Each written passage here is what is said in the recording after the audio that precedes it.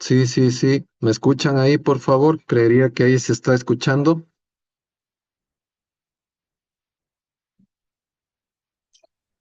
Ok, Buenas tardes, sí, sí se escucha. perfecto, muchas gracias. Vamos a dar inicio, si bien la cámara no me está acompañando, vamos a dar inicio, muchas gracias y perdón por la demora. Entonces pongo la presentación nuevamente y arrancamos. Gracias.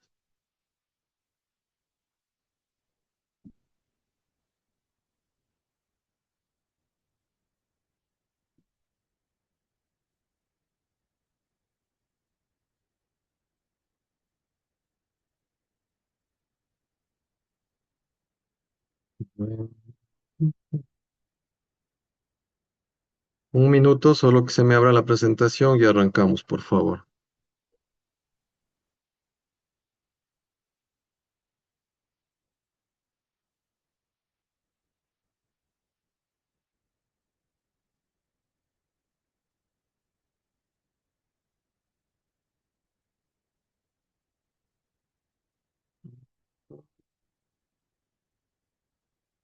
Ok,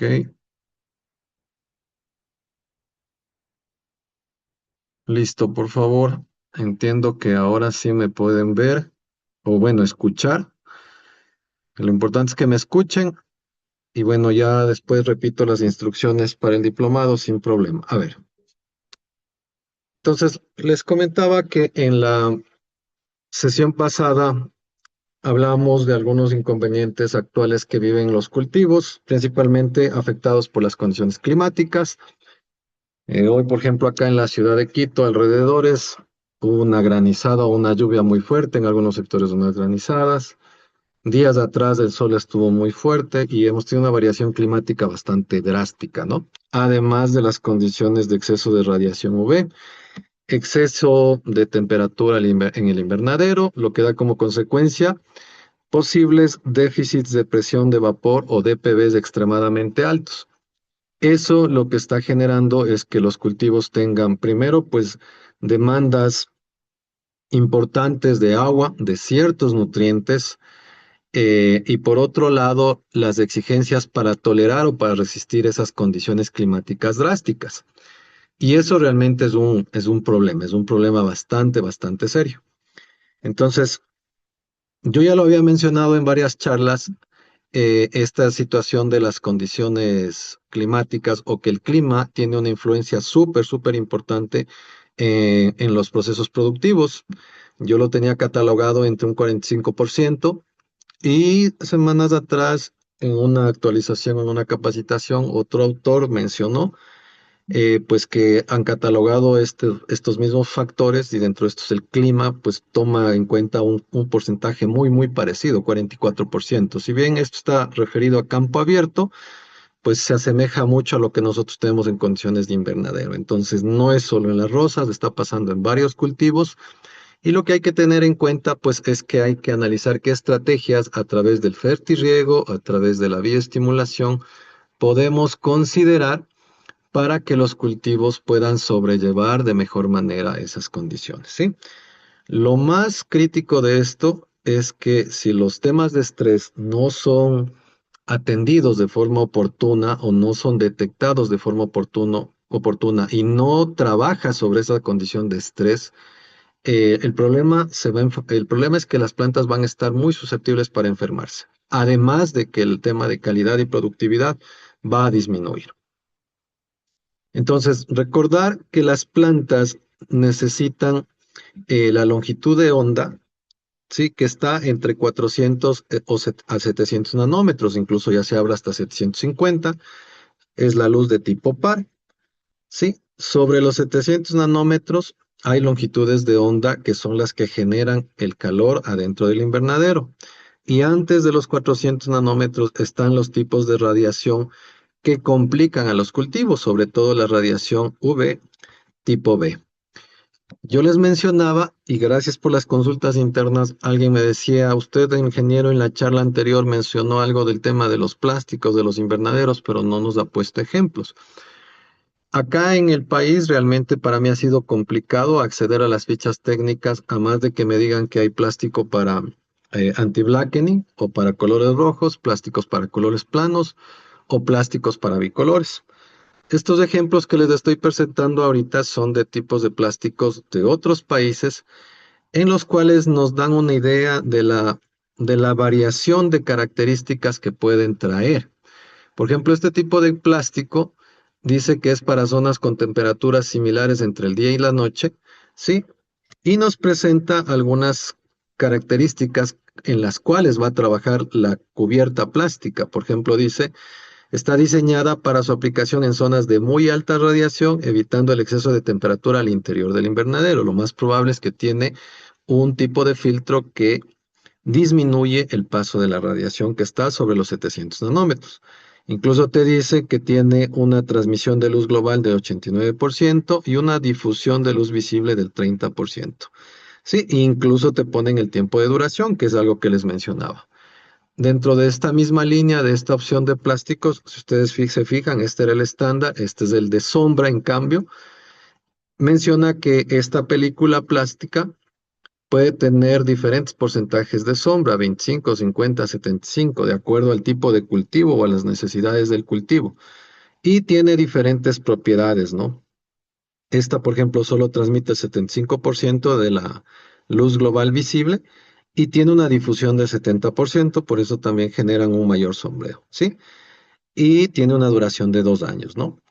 Entonces, ese tipo de información es súper, súper relevante. Este, en cambio, es otro tipo de plástico en el cual ya no es la misma característica para zonas de igual, de condiciones similares en el día y en la noche, ¿no? Sí, en este caso, acá ya se habla de que el plástico tiene termicidad. Termicidad es que tiene una propiedad de que deja pasar ciertas longitudes de onda, pero retiene una parte de las longitudes de onda que va a calentar o a mantener caliente el invernadero. Dice que tiene también una característica de difusión. Difusión es que llega la radiación solar o pasan ciertas longitudes de onda y los filtros del plástico hacen que éste se distribuya sobre el dosel y que llegue, se podría decir que casi hasta el piso, casi hasta la parte baja de la planta. Y eso es clave, es súper importante porque lo que se puede aprovechar de esta tecnología, y que entiendo que parte de esto sí lo tenemos en los plásticos que se fabrican acá en Ecuador o que se venden acá en Ecuador, se puede aprovechar esto porque podemos tener las hojas de la parte media baja de los cultivos pues con actividad fotosintética activa o importante. Porque acuérdense que el negocio está en cómo gestionas el tema fotosintético, ¿sí? Entonces, este tipo de características son bastante, bastante interesantes. Incluso acá te dice que tiene un paquete de aditivos, que genera una microcámara de aire en el interior del plástico, lo que produce un efecto climatizador al interior del invernadero. Entonces, alternativas definitivamente en el mercado hay. Lo que nosotros como técnicos deberíamos de exigir o preguntar es, ¿qué alternativas tiene la empresa que me está vendiendo? Y ojo, insisto en algo que ya lo mencioné antes, no solo se trata de ver que el plástico sea grueso, de calibre 8, 9 o 10, para tenerlo ahí que dure 10 años. Lo importante es ver qué características tiene, qué efecto va a tener sobre el cultivo y analizarlo, pues para ver si en 3 años o en 2 años es necesario volverla a cambiar, pues hay que entender cuál va a ser el beneficio como tal para el cultivo.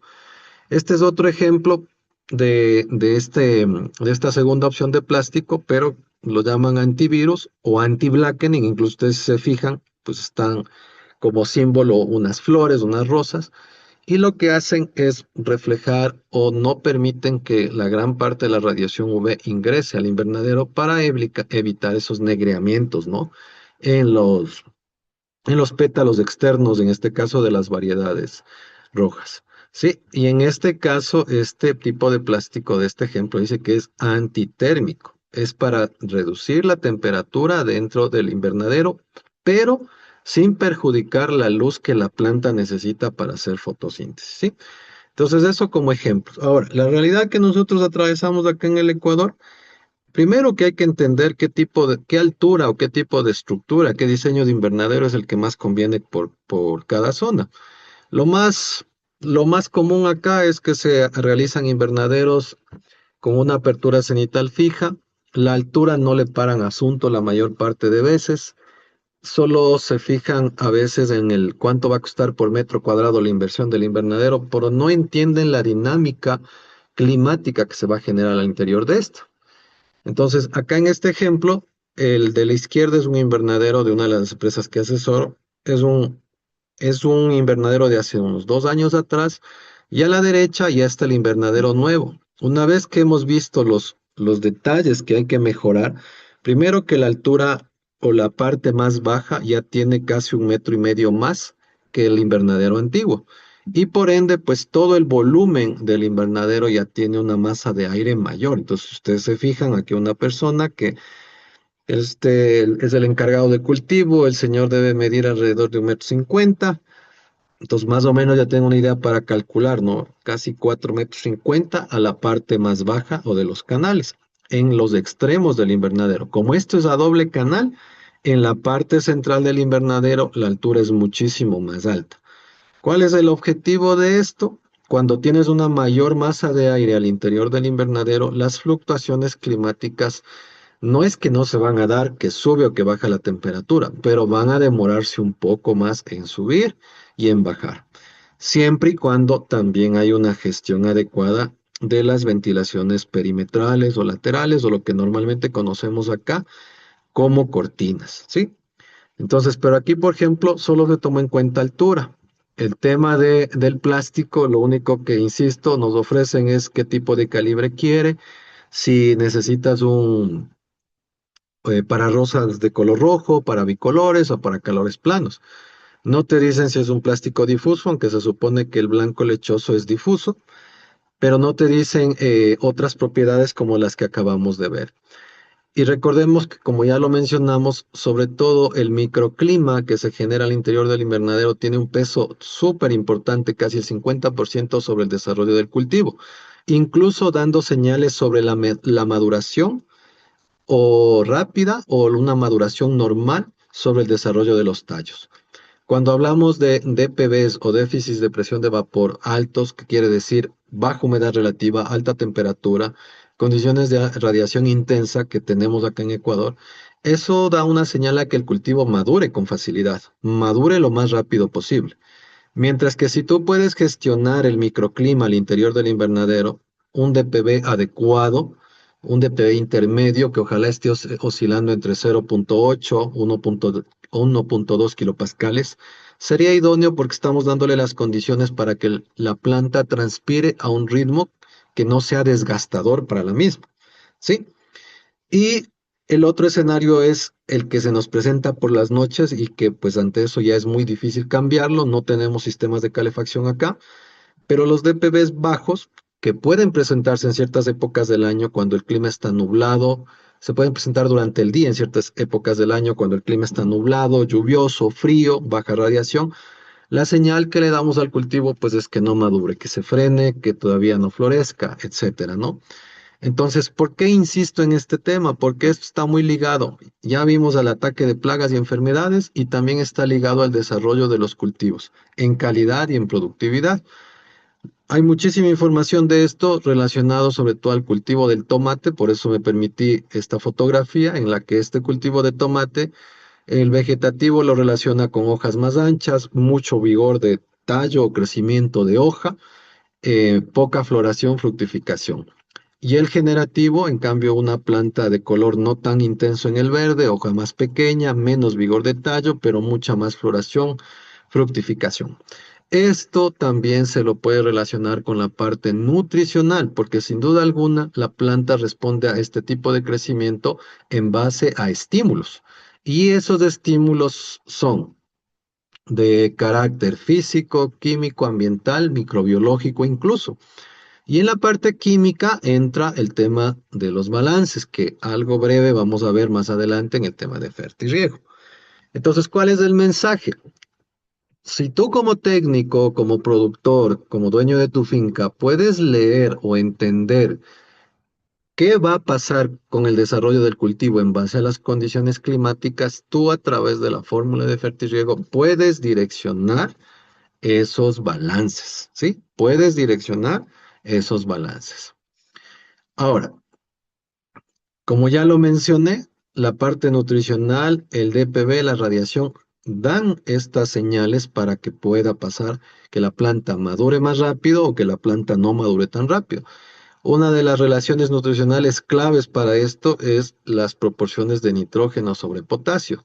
Cuando hay menos, sería cuando hay más potasio que nitrógeno, en este caso, pues la planta tiende a madurar ligeramente más rápido. Va a depender de qué tan alejado del uno estés, o en este caso, qué tanto potasio tienes. Cuando no quieres que se dé ese efecto, no quieres una maduración tan precoz, quieres que el cultivo vaya de forma normal, pues trata de estar cercano a la relación en uno. Pero si no te interesa que haya una maduración muy, pero muy rápida, lo que normalmente se suele hacer es que los niveles de nitrógeno están sobre el potasio. Lo del DPB o déficit de presión de vapor, ya les comenté algunos rangos que para mí, de lo que he podido ver ya estos 2 años, son los que están trayendo consecuencias en los cultivos de rosas, sobre todo, que es lo que yo manejo. Y la radiación solar, pues que es algo que ya les había mencionado. Entonces, miren que actualmente nosotros tenemos tecnologías y pues en otros países habrá incluso más desarrolladas, pero estas alternativas de los sensores que están registrando de forma continua en los invernaderos datos de temperatura y humedad, tú puedes configurar y poner tanto alertas hacia arriba o hacia abajo, que es lo que se pinta en color rojo, para temperatura, humedad relativa o déficit de presión de vapor. En este caso, este monitoreo es del año pasado y lo que estamos viendo en esta imagen es que en los diferentes días, viernes, sábado, domingo, hasta el próximo miércoles, se puede ver que algunas horas del día el ambiente del invernadero no fue el más favorable para que la planta pueda transpirar. Sobre 1.7 kilopascales, las plantas o ya tienen un cierre parcial de los estomas o pueden estar en algunas variedades cerrando totalmente sus estomas. ¿Qué va a pasar si cierras los estomas? La planta se calienta, problema en el metabolismo, las enzimas se pueden degradar. Si no hay transpiración, no hay intercambio gaseoso, no ingresa CO2, no sale oxígeno. Y si no hay ese intercambio gaseoso, si no hay flujo de agua desde la raíz de agua y nutrientes, el proceso fotosintético va a disminuir o se va a parar. Eso conlleva a que pocas semanas después de que estés bajo esas condiciones de estrés, la planta va a manifestarse de alguna forma, susceptible a plagas y enfermedades, o en rosas lo que normalmente conocemos como ciegos y rosetas. Entonces, cuando tú veas que tu cultivo apareció con ciegos y rosetas, analiza qué te pasó 3 o 4 semanas atrás en cuanto a las condiciones climáticas o algún tipo de estrés externo que te causó este tipo de inconvenientes. ¿Sí? Y pues se puede gestionar esto, sí, sin duda se puede gestionar en base a datos justamente y ver si hay que abrir o cerrar cortinas o incluso como yo los vengo comentando, pues al inicio de la charla, uno ya debería ir pensando en qué tecnologías de láminas plásticas o de las cubiertas se pueden incluir dentro de nuestros procesos de producción para que nos ayuden a generar ambientes mucho más favorables. Pero de lo que yo he podido ver, algo que sí es muy, muy crítico es definitivamente el no tener claridad en cómo se debe gestionar el diseño, tamaño de una estructura de un invernadero. Este, por ejemplo, en esta misma finca es el ejemplo en otro invernadero en el que ustedes pueden ver, ¿sí? No sé si se fijaron acá, son periodos casi similares, en los que en este invernadero prácticamente durante el día un día estuvo muy fuera de rango unas horas y en el resto de días prácticamente durante el día el cultivo estuvo en condiciones de que podía transpirar y pues efectuar su proceso fotosintético, ¿no? Ya llevándolo, la primera gráfica es de la semana y ya llevándolo al periodo del mes, se puede ver pues con mucha claridad que este invernadero climáticamente es mucho más amigable para el desarrollo del cultivo. Bueno, algunas fotos de esos lotes. Y otro punto importante en el tema de la gestión de la infraestructura de los invernaderos es que también nos determina la precocidad de los cultivos. ¿Sí? Esto se mide, o la maduración de los cultivos sería, esto se mide en las unidades de grado desarrollo día. Es algo que veremos a más detalle en el cuarto módulo, que es bioestimulación y grados de desarrollo día, pero la fórmula general es las temperaturas máximas más la mínima sobre 2, o sea, la temperatura promedio del día menos la temperatura base del cultivo. Y en base a eso ir definiendo cuánto es lo que el invernadero va acumulando día con día, para de esa manera pues ir viendo cómo va cumpliendo sus fases fenológicas. Sobre todo esta data es muy importante llevarla y se aplica mucho durante todo el año, pero tiene mucha más relevancia cuando se generan los picos de producción. Picos de producción para el San Valentín, que es a finales de enero para nosotros por la exportación, el Valentín ruso que le llamamos acá, que es a mediados de febrero, y sobre todo ahora para el siguiente pico que se nos viene, que es para la temporada de madres, ¿no? Que es más o menos a finales de abril. Entonces, cuando tienes un sensor que te registra esos datos, tú puedes pasar toda esa información de temperatura, de humedad, a una planilla Excel que, que se las vamos a compartir en el curso para que te calcule automáticamente estos datos, ¿no? Entonces, tú puedes saber en cada día cuántos grados día acumulaste y puedes tener una idea de lo que va a pasar con la cosecha, hacer una especie de proyección, ¿sí? Por un lado eso. Acá este ejemplo, me parece que ya lo presenté también, pero brevemente, la misma variedad en dos pisos diferentes, dos pisos altitudinales diferentes. La variedad uno a 2.950 metros y a 2.800. A 2.950 metros de esta variedad, en el invernadero en el que estaba, acumula 9,6 grados por día, mientras que a 2.800 es un poco más abrigado, acumula 10,6.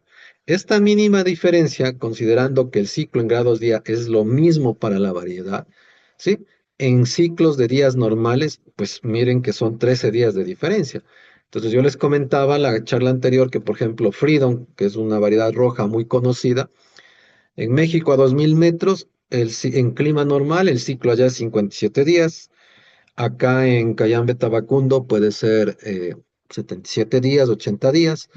Y en el Ángel puede llegar esa variedad a tener, que está a 3.050 metros, un poco más de 100 días, como 110 días. La misma variedad, o sea, el ciclo en grados día es el mismo, pero las condiciones climáticas de la zona del invernadero te van a dar esta variable, ¿no? Que tiene unas ventajas, mientras más largo es el ciclo en las rosas, claro, mayor longitud de tallo, mejor tamaño de botón, pero hay que trabajar sobre los componentes productivos para que tus niveles de producción no sean tan bajos. Acá con otra variedad de ciclo más largo, 960 grados día, el mismo ejemplo, a 2.950 puede durar esa variedad 100 días y a 2.891. Entonces es un poquito como para entrar en la línea del tema de grados días.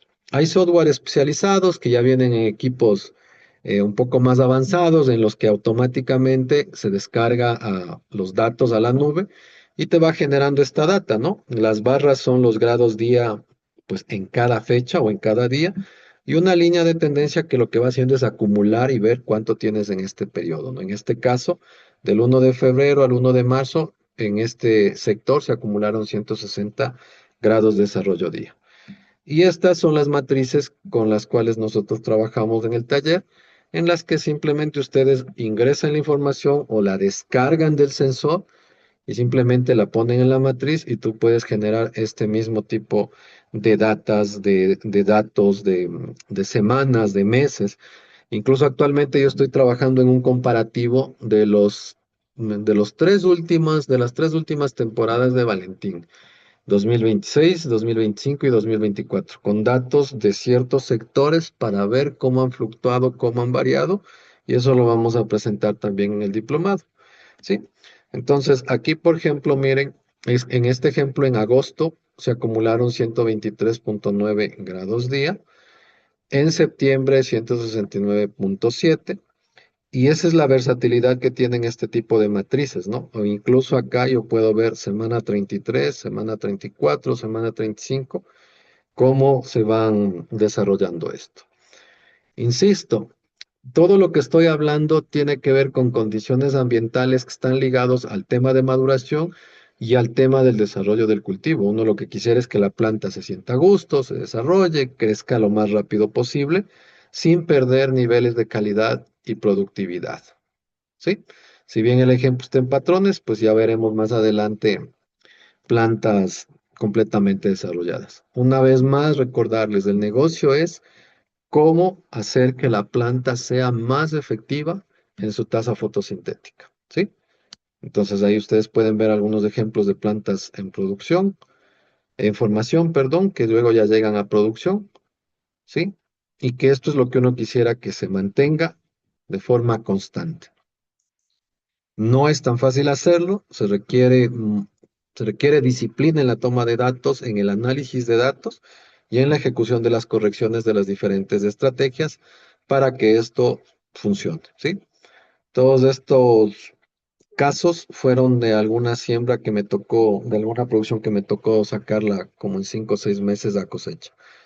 El sistema radicular es clave también porque si no tenemos un buen sistema radicular, la eficiencia de absorción de agua y nutrientes es nula, es baja. Y por otro lado, lo que muchas veces la gente se olvida, una vez la gente solo piensa que las raíces es absorción de agua y nutrientes.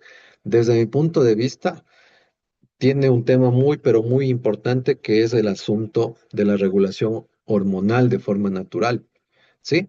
Y otro tema importante a considerar que para que tú tengas un desarrollo radicular, tú necesitas energía, pero esa energía viene de la parte aérea de las plantas, viene de la fotosíntesis.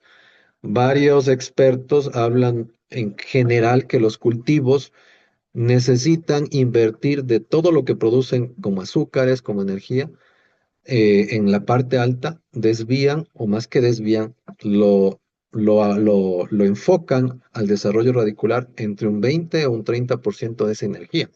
Entonces, imagínate, si tú quieres tener una planta altamente productiva, necesitas una buena raíz, pero necesitas una buena masa foliar, una buena estructura de planta para que ésta tenga la capacidad fotosintética de darte todo lo que la planta necesita, tanto para mantener su infraestructura como raíces, tallos y todos los brotes nuevos que le vamos a poner encima, ¿no?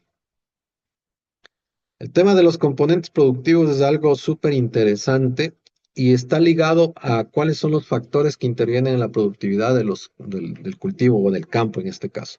En las rosas, los principales componentes son el número de plantas, los hijos de basales por planta, los segundos pisos o duplicaciones y luego los pisos de producción.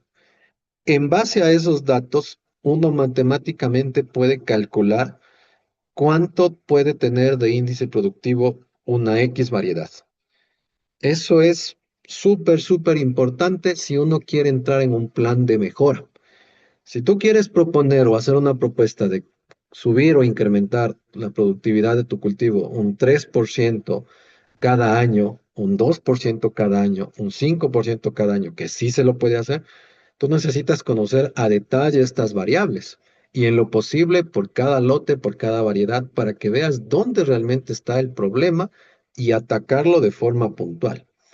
En este caso, yo presento algunos ejemplos en el que es un resumen de lo que normalmente hago cuando gestiono mis asesorías y cuando ya estamos trabajando algún tiempo, pues lo primero que siempre las empresas dicen, bueno, ¿y a cuánto podemos llegar? ¿Cuál va a ser nuestro índice de productividad?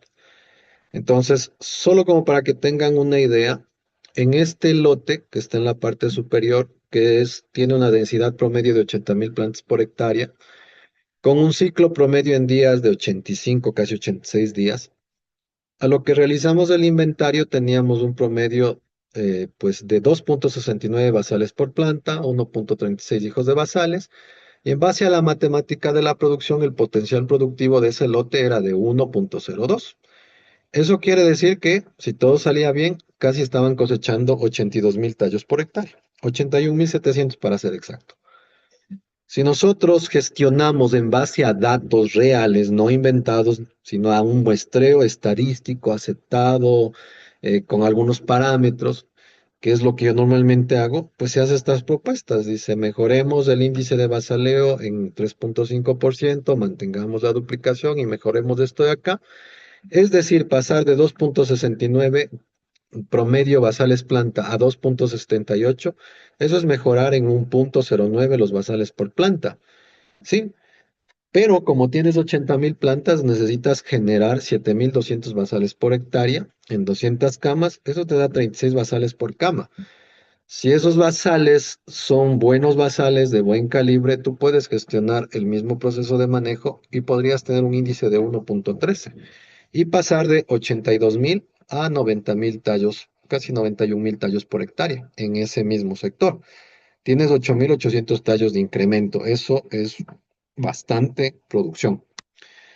O un escenario mucho más tentador desde el punto de vista económico, no tan fácil desde la parte técnica, pero sí es alcanzable y lo vamos a ver con datos, es pasar a un incremento de 1.02 a 1.2. Este es un 17.3% de productividad adicional. Acá era un 10.8%.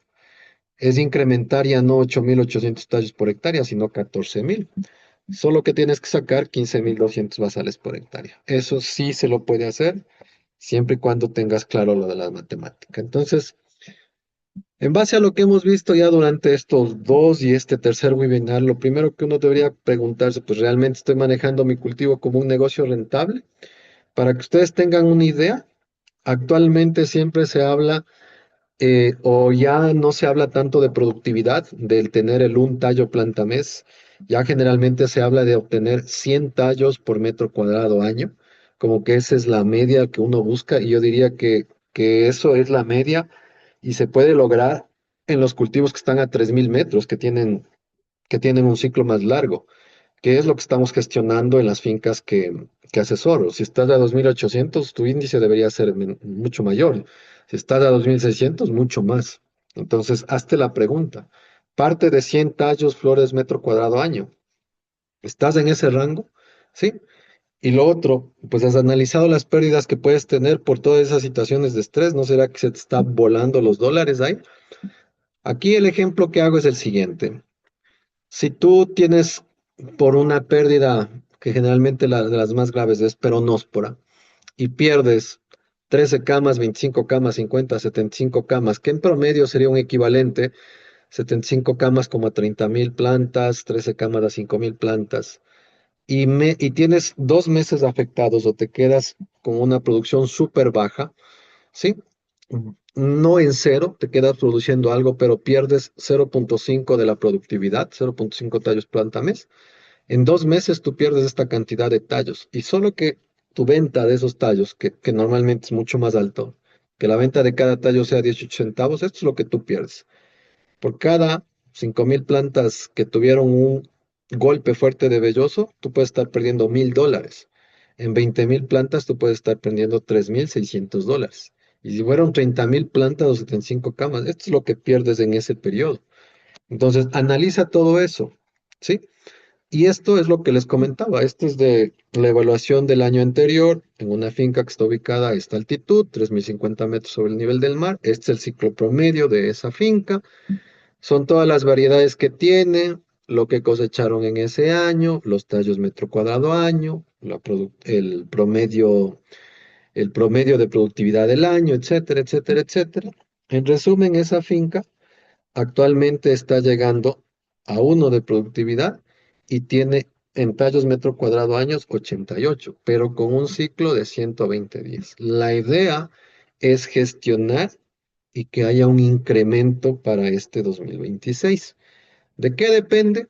De que seas juicioso con el manejo de las condiciones de clima del invernadero, de que lleves un monitoreo constante de la nutrición, además de laboratorio, de los análisis de laboratorio que son complementos de ley, o sea, sí o sí, un sistema de monitoreo más periódico, EC, pH, pasta saturada, succionadores, para que puedas hacer las correcciones adecuadas y los índices de productividad se mantengan. Y otro detalle importante, gestionar un proceso adecuado en la época correcta para que el basaleo genere las nuevas puntas productivas.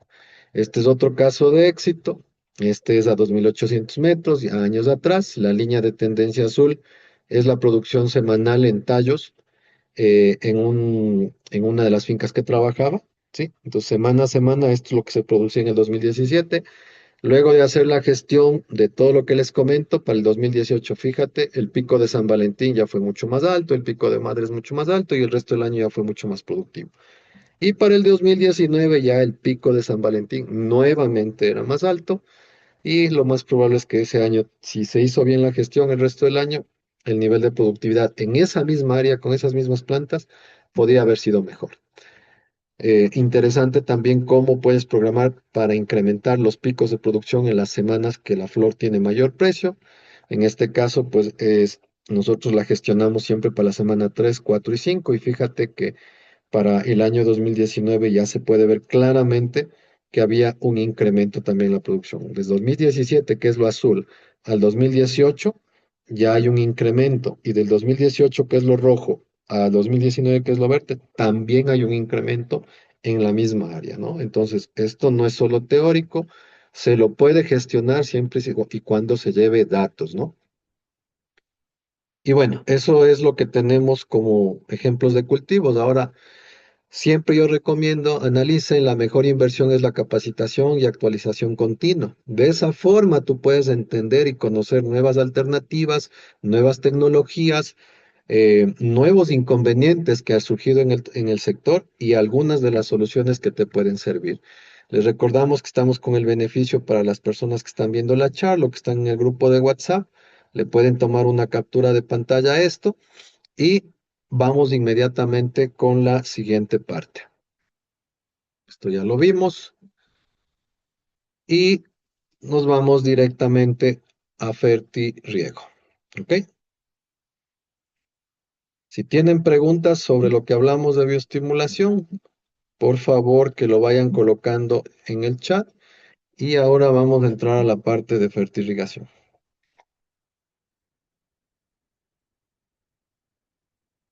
A ver, que se abra la presentación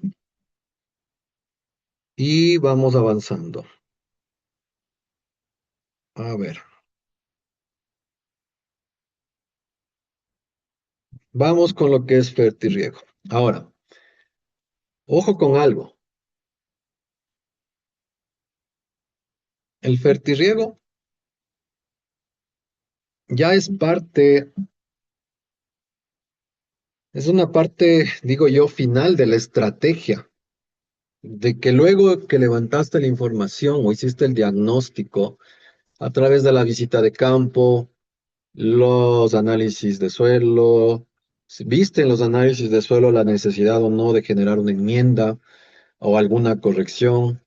eh, Tienes un suelo ácido, la enmienda es diferente a la de un suelo normal. Tienes un suelo sódico, la enmienda es diferente. O tienes un suelo con un pH de 7,5, 8,5, la enmienda es diferente. ¿Y por qué es importante ese primer diagnóstico, esa primera gestión?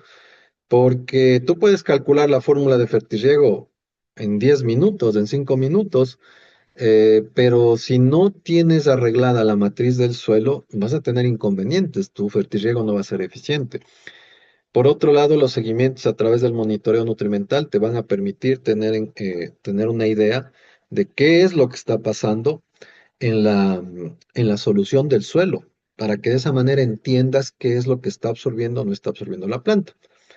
Sí, entonces insisto en esto y perdón que sea tan repetitivo, pero el negocio es cómo gestionas los índices de fotosíntesis de tu planta, cómo logras que la planta sea más eficiente en el proceso fotosintético. Me parece que tenemos un par de preguntas. Voy a responder antes de avanzar con el otro tema. Edison nos dice, el clima puede estar influyendo en el tamaño de botón en Explorer, que en semanas está sobre 7 y en otras bajas menos de 6 con la misma lámina y la misma fórmula. El clima influye, claro que influye, Edison, pero el tema es que si tú tuvieras un diagnóstico a través de análisis, monitoreo nutrimental, posiblemente puedas determinar si es que la fórmula que estás aplicando es la adecuada. No sé si me explico, porque lo que me da a entender con esto, si estás con la misma fórmula que una semana se sube y otra semana se baja, es que de alguna manera la planta está siendo más demandante en algunos nutrientes y posiblemente no tan demandante en otros. Darío, por cada 100 metros de altura, ¿cuántos grados centígrados disminuye?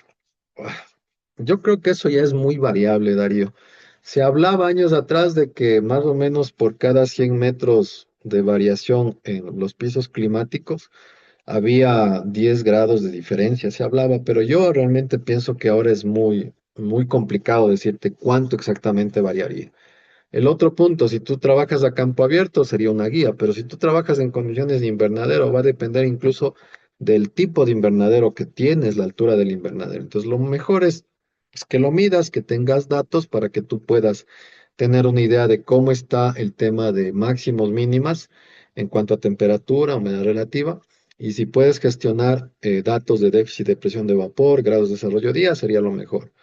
Alexis nos dice, buenas noches, de que a menor altura, mayor flores metro cuadrado en año, pero en suelos a 2000 totalmente arenosos vamos a lograr una productividad alta. ¿Cuánto debería ser la parte en el canal? Normalmente sí, mientras menos metros sobre el nivel del mar, el ciclo es más corto. Ojo, el ciclo es más corto y por eso tu índice de productividad puede ser mayor, pero ahí viene un tema, ¿qué calidad de flor quieres? Entonces, porque si el ciclo es más rápido, el consumo de los nutrientes también se puede acelerar. Entonces, primero, ¿qué tipo de flor quieres? El otro asunto, materia orgánica. Primero, si tu suelo dices que es arenoso, creo que me decías. Sí, totalmente arenoso. Si tu suelo es arenoso, el suelo arenoso tiene sus desventajas, que en este caso lo más probable es que no tengas mucha materia orgánica, pero tiene otras ventajas. Si tú estás trabajando bajo un sistema de fertirriego, el suelo arenoso se vuelve un sustrato y si tú gestionas bien el riego y la nutrición a través del fertirriego, el cultivo tiene que responderte de una forma súper rápida. ¿Cuánto de materia orgánica anual? Necesitas la densidad aparente de tu suelo, a qué profundidad está el sistema radicular de tu cultivo, para que calcules en este caso pues las toneladas de suelo que tienes y sobre eso pues qué porcentaje quieres subir. Y adicional a eso pues vas a ver que son varias, pero varias toneladas, pues qué abono quieres poner y cuánto te va a costar. Entonces ahí el asunto es, ¿será que realmente es necesario agregar materia orgánica de la que comúnmente queremos, tal vez un compost o algo así? ¿O será que puedes tener otras alternativas de materiales orgánicos como un proceso de descomposición final que pueden tener un impacto mucho más positivo? Es la pregunta que te deberías de hacer. Alex, en aguas duras y sódicas la productividad sería baja. Pues, a ver, las aguas duras tú las puedes tratar si tienes ácidos, depende de la dureza. También creo que voy a poner unos ejemplos. No es lo más fácil, pero si tienes, yo considero que yo he trabajado hasta 260, 270 ppm de bicarbonatos y lo he podido trabajar y he tenido cultivos y tengo cultivos productivos. Pero sí he visto ejemplos de aguas de 800 ppm de bicarbonatos, pues y ahí sí habría que calcular a ver cómo se lo puede gestionar. Ahí el asunto es de qué cultivo también estamos hablando. ¿Por qué? Porque sí me topé con un caso que el problema del agua era bastante serio.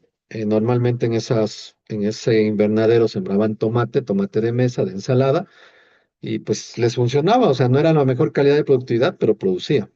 Se cambiaron a rosas y tuvieron problemas, pero pues también es porque no se entendió desde el inicio la gestión del agua, ¿no? Del agua dura, cómo neutralizar. Y sódico, pues ahí interviene un programa de enmienda para restaurar o ir corrigiendo los problemas de sodicidad en el suelo. ¿Qué tan baja será? Pues, o sea, habría que ver qué condiciones tienes y de qué cultivo hablas, ¿no? O sea, entiendo que es rosas. Tulio nos dice, buenas noches, gracias, Tulio. ¿Cuál es la temperatura mínima en la que deja ser? Va a depender del piso climático. La literatura habla de 8 o 10 grados centígrados, pero yo pienso que hay que ajustarse de acuerdo a las condiciones del piso climático. Eh, Tal vez 8 grados, 10 grados a 2700 hasta 2800, tal vez que sí, pero pues tenemos cultivos a 3050, 3100 y es normal que allá tengan, pues, amaneceres más fríos, ¿no? De 4 grados, de 3 grados, 5 grados. Obviamente la planta no es que va a estar trabajando al 100%, pero pues yo creo que depende del piso climático, pero con ese dato que te di puedes tener una referencia. Alexis, en las zonas más altas, al ser más frío, en teoría el calcio dejaría de ser tan móvil. Eso es relativo, Alexis. No hay que confundir eso. La mejor manera de entender que si es móvil o no es móvil, y gracias por la pregunta, porque acá en en el lenguaje floricultor, al menos de acá de la mayor parte de técnicos del Ecuador, siempre tenemos eso. de que si el día está nublado y es frío, lo primero que se acuerdan es del calcio. Ya vamos a ver algunos datos más adelante, que no solo el calcio es el que se deja de mover cuando el día está frío. Cuando el día está frío, cuando el DPB o el déficit de presión de vapor es muy bajo, 0,5, 0,4 kilopascales, no solo el calcio ni no solo el boro se deja de mover, se dejan de mover todos los nutrientes que están moviéndose por flujo de masa o que están relacionados con la transpiración. El asunto es que generalmente tenemos en la cabeza que es el calcio y el calcio y el boro, pero vas a darte cuenta en las siguientes imágenes que no solo son esos. Entonces el botón no debería ser pequeño por falta de calcio. No debería ser pequeño, y no te entendí. El botón pequeño es un tema nutricional, no está dado por un solo elemento o por dos, es un tema nutricional. No te puedo garantizar que hasta incluso un déficit de nitrógeno te baje el tamaño de botón. Entonces hay que entender esto y también quisiera comentar algo porque en las ponencias anteriores vi que muchos participantes hacían referencia o trataban de relacionar solo un parámetro a la vez.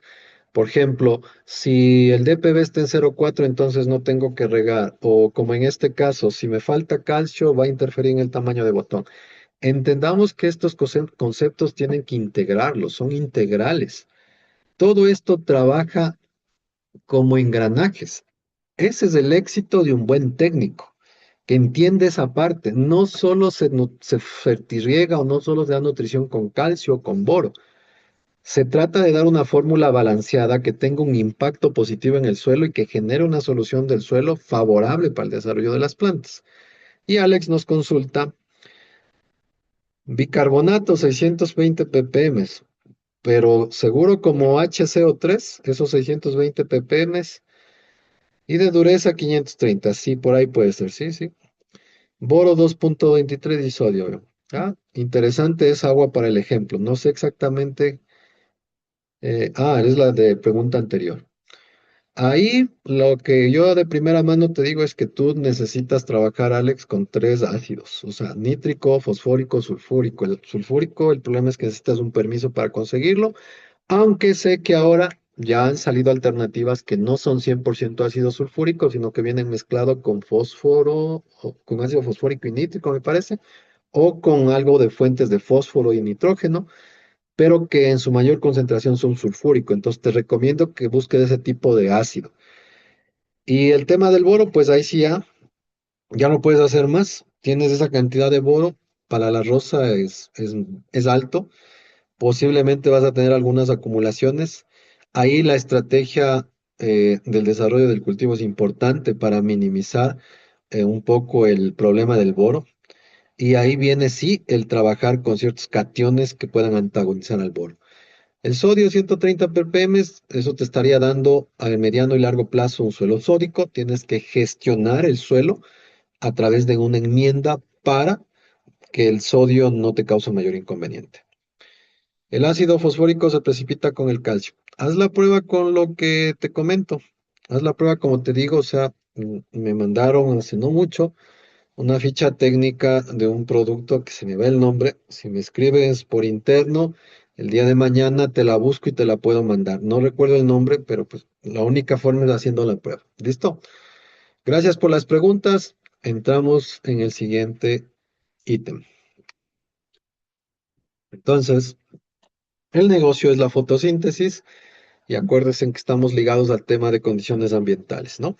Entonces, miren, me permití actualizar este resumen. Marzo del 2024, así andaban las temperaturas en el océano. Mientras más rojito, mientras más oscurito, cafecito se pone, más caliente. Ecuador anda por acá, Colombia por acá, Perú por acá. La gente de México que nos está viendo también anda por acá arriba. Entonces, estas eran las condiciones en marzo 2024. Marzo 2025, el año pasado, bien, ya un poco más caliente, ¿no? Y si se fijan antes, acá abajo, en esta parte de América del Sur, no se veía un incremento notable de la temperatura a nivel del mar, pero el año pasado, fíjense, ya se vio, incluso estas zonas de acá, que antes no estaban. Sí, entonces póngale ojo a eso. Las actuales condiciones ambientales son un problema. Y esta, que es de esta temporada, de este año, pues fíjense en cómo vamos, ¿no? Fíjense en cómo viene, tenemos calentamiento a nivel del mar y estamos pues todavía en las alertas de que se va a dar o no se va a dar un fenómeno del niño fuerte, no tan fuerte.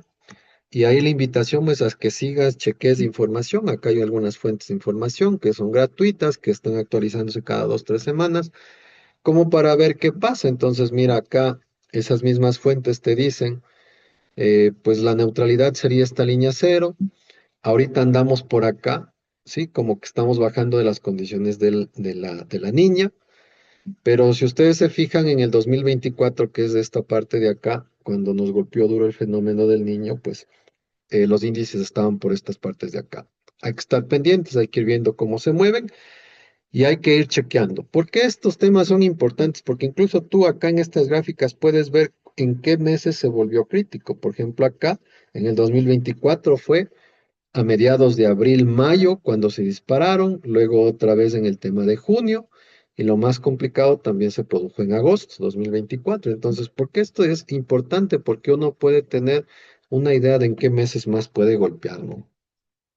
Y hay explicaciones de lo que es el fenómeno de la niña, la época neutral, el niño. Yo les sugiero, ahí incluso está la fuente para que ustedes puedan ver y chequearlo con detalle cada uno de estos y vean la agencia climática de su país para que les explique o puedan ver las posibles consecuencias que pueden haber en sus zonas por este tema climático. Siempre revisen eso porque uno puede anticipar ciertas cosas.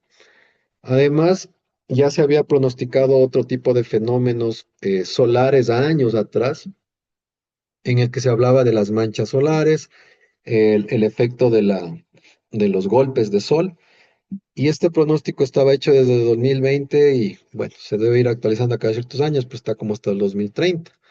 El pronóstico, el pronóstico como tal era la línea rosadita, ¿no? Y la realidad es estas líneas que están que suben y bajan. Entonces, el tema es que el 2025 era el pico de estos fenómenos, pero el 2026, que es lo que estamos ahora, pues todavía andamos de bajada, o sea, todavía este año y posiblemente otro año más van a tener condiciones climáticas un poquito complicadas y por eso todo el rollo que les metí de ir analizando qué opciones tenemos para pues tratar de darle un ambiente un poco más favorable para los cultivos cuando estamos trabajando en condiciones de invernadero. Si estás trabajando en condiciones de campo abierto, no te queda más que el fertirriego y el tema de protectores solares y un buen programa de bioestimulación, que eso sirve tanto en campo abierto como en condiciones bajo invernadero. Al final del día, estas anomalías climáticas lo que provocan son efectos negativos en la fotosíntesis, degradan la clorofila. Eso ya no es solo, como les decía la otra vez, ya no es solo de ojo de buen cubero, que está más verde, menos verde. Actualmente equipos como el AdLive o el SPA de la marca Minolta te pueden dar el índice de clorofila y pues ya ves con datos, ¿no? Qué hojas están bien y cuáles no están bien. Entonces no esperes un buen tamaño de botón, un buen calibre de tallo, una buena longitud de tallo con un cultivo que tenga este tipo de clorosis y pues con estas hojas sí podrías esperar un cultivo de mejor calidad, ¿no? Entonces eso ayuda mucho. Fíjense acá haciendo otro diagnóstico, les decía, este tipo de hoja un poco verde más pálida muestra un índice de 56,5 y esta hoja que está mucho más saludable, pues fíjate, muestra un índice de 68,5, ¿no? Entonces este tipo de herramientas ayudan incluso para ver si el cultivo está o no estresado. Me parece que uno de los modelos de estos equipos incluso te da la temperatura de la hoja, entonces hay herramientas ahora. Otra vez aterrizando en el negocio de la fotosíntesis, pero ya de la fotosíntesis neta, la fotosíntesis total se encarga de producir azúcares.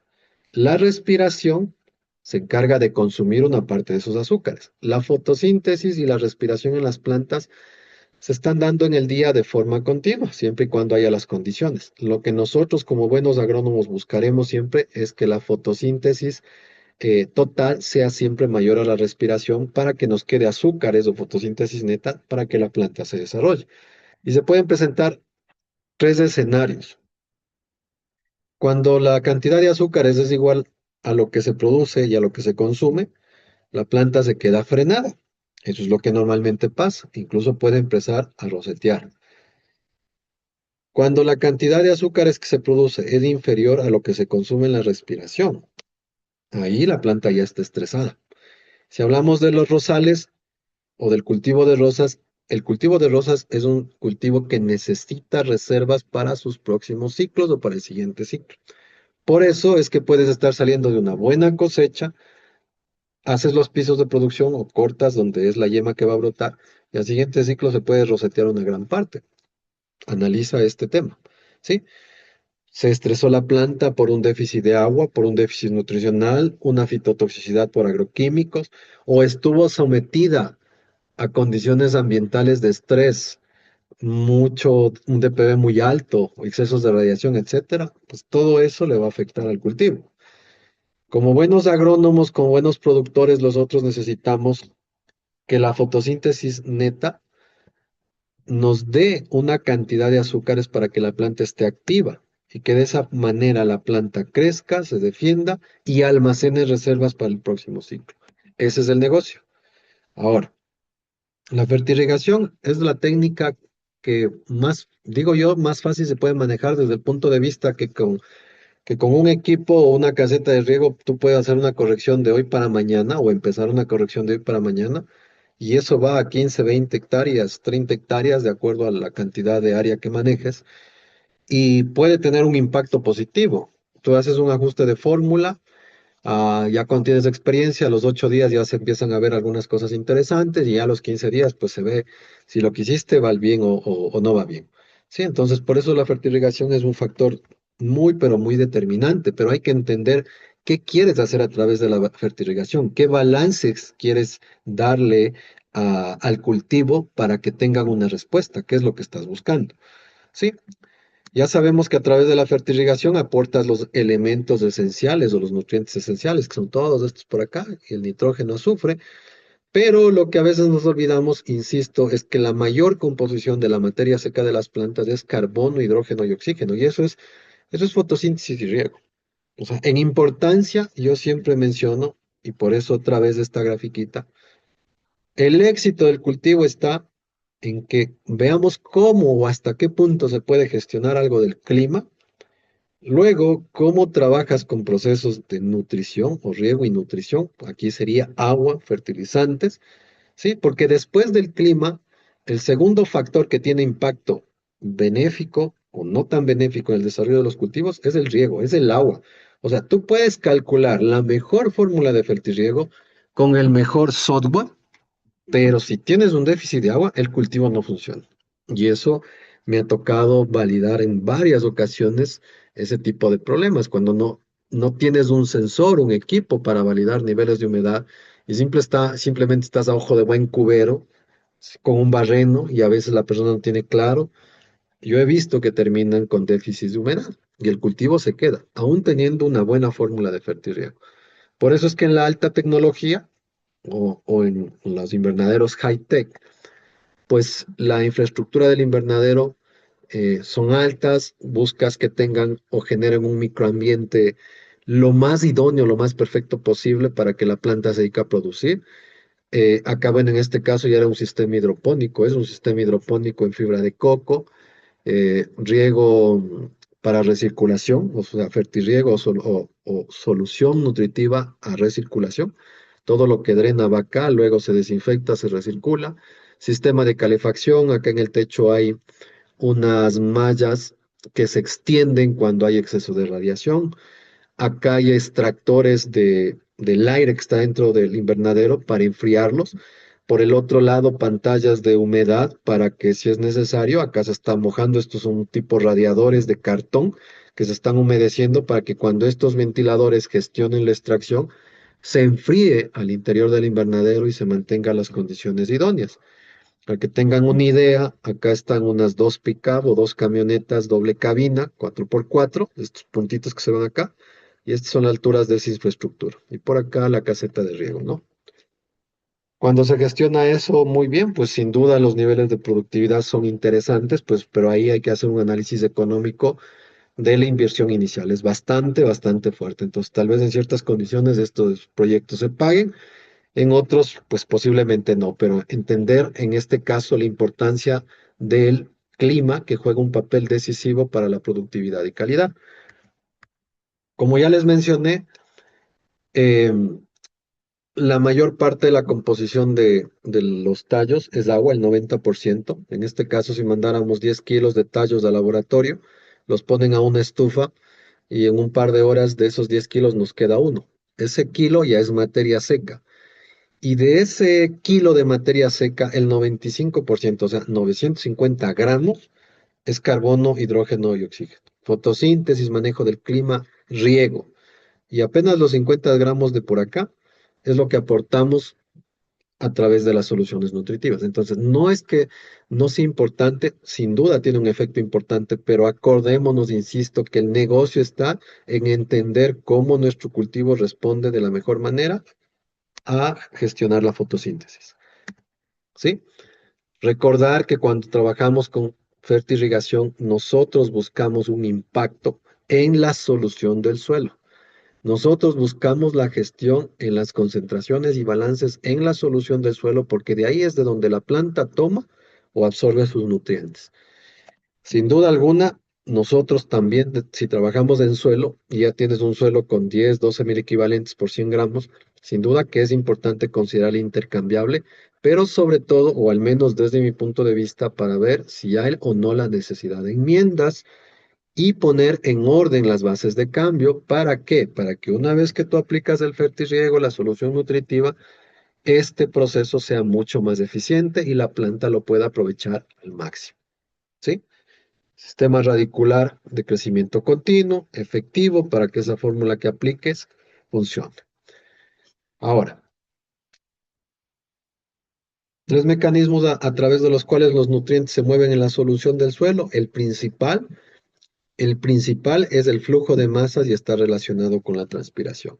O sea, eso quiere decir que si la planta está transpirando, si la planta tiene sus estomas abiertos, va a ir absorbiendo a través de las raíces secundarias, terciarias, agua con nutrientes diluidos. Eso es flujo de masas, ¿sí? Y la mayoría de nutrientes se absorben por este mecanismo. Hay otros mecanismos como la intercepción radicular en el que las raíces van creciendo y van logrando obtener alguno de sus nutrientes, ¿sí? Y el otro es el de la difusión y el que tiene que ver es con concentraciones.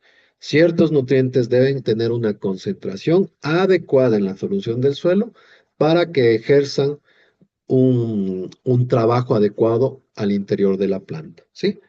Entonces, en esta gráfica se puede entender de mejor manera. Están los nutrientes esenciales. Cada una de estas columnas es un nutriente esencial en la forma en que la planta los absorbe y cada color de la barra representa la forma o el proceso a través del cual se absorbe. Lo que es de color celeste significa flujo de masas. Entonces, como ustedes pueden ver, el calcio, alguien lo mencionaba, cuando está el día nublado, disminuye la transpiración y se acuerdan del calcio, se acuerdan del boro, pero el boro es un micro, ¿no? El calcio es un elemento secundario, lo dicen por ahí, pero fíjate que hay otros nutrientes que dependen o que son mucho más dependientes de la transpiración que el calcio. Por ejemplo, el nitrógeno o nitrato, el sulfato, el magnesio como tal, son mucho más dependientes. Entonces, lo que hay que entender, y como ya lo mencioné minutos atrás, es que estos conceptos de fertilización, de nutrición vegetal, deben manejarse como conceptos integrales. No solo lo veas como un elemento a la vez o como un factor a la vez. La parte café de la columna se refiere a temas de difusión o lo que yo siempre les digo, esto tiene que ver con concentración. El más conocido es el fósforo, por eso, por ejemplo, en cultivos a campo abierto se habla de que póngale el fósforo o la dosis de fósforo el 60, 70% o el 100% a la siembra. Pero fíjate que hay otros nutrientes o formas, en este caso nitrogenadas, como el amonio, el manganeso, el zinc, que dependen de las concentraciones adecuadas en la solución del suelo para que puedan absorberse. Y finalmente, la parte de color verde tiene que ver con el crecimiento radicular o la intercepción radicular. Mucho se habla del calcio y no es que no sea importante, obvio que es importante, pero fíjate que a más del calcio, el hierro o el cobre dependen mucho más del desarrollo radicular para que pues se puedan integrar al metabolismo, a la fisiología de la planta. Entonces, para el en asunto, este tipo de gráficos son bastante interesantes como para ir entendiendo un poco más la dinámica nutricional. Ahora, cuando haces una fórmula de fertirriego, uno de los balances interesantes es la relación nitratos-amonio, ¿sí? Y eso también va a depender de cómo está el clima y qué estímulo le quieres dar a la planta. La planta siempre va a preferir absorber amonio. Por eso hay que tener mucho cuidado con esta relación. O sea, si tú le pones a la solución nutritiva nitrato de amonio o dentro de tus cálculos hay cierta relación de amonio-nitrato, la planta siempre va a preferir absorber el amonio, perdón, el NH4. Siempre, siempre, siempre. Por eso es muy importante esta relación. Porque si pones mucho amonio, la planta va a absorber una considerable cantidad de amonio y va a excretar hidrógenos y la rizósfera puede disminuir el pH. La rizósfera son los primeros milímetros alrededor de las raíces y van a acidificarse, que hasta cierto punto no es malo. Sí, pero hay que entender también que el amonio es un catión, carga positiva, uno más, y puede entrar en competencia con potasio, ¿sí? O con otros cationes, ¿sí? Entonces póngale en asunto a esto. Por otro lado, un exceso en la relación amonio-nitrato puede generar un cultivo muy exuberante, pero muy susceptible al ataque de plagas y enfermedades. Entonces, por eso esta relación es interesante como para tratar de mantener un equilibrio adecuado a nivel de la rizósfera, ¿sí? Y hay varios estudios que ratifican esto, ¿sí? En este caso, de acuerdo al color azul, el pH del suelo está cercano al 6, mientras más amarillito está un pH más ácido. Aquí fertilizaron solo con amonio, acá solo con nitratos. Eso ya hay muchos, muchos estudios, eso está más que demostrado. Ahora, dentro de las fórmulas de fertirriego, y ojo con esta parte, no solo en la fórmula, sino en la reacción que causa la fórmula en la solución del suelo. Yo siempre hablo de esto. Ahí hay que entender qué sinergismos o qué antagonismos se pueden dar. Antagonismo es ayuda, Antagonismo, perdón, es competencia.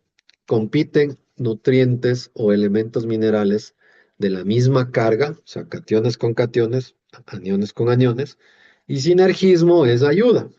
Los casos más típicos de sinergismo: nitratos ayuda a calcio, absorción de calcio; nitratos ayuda a absorción de potasio; nitratos ayuda a absorción de magnesio.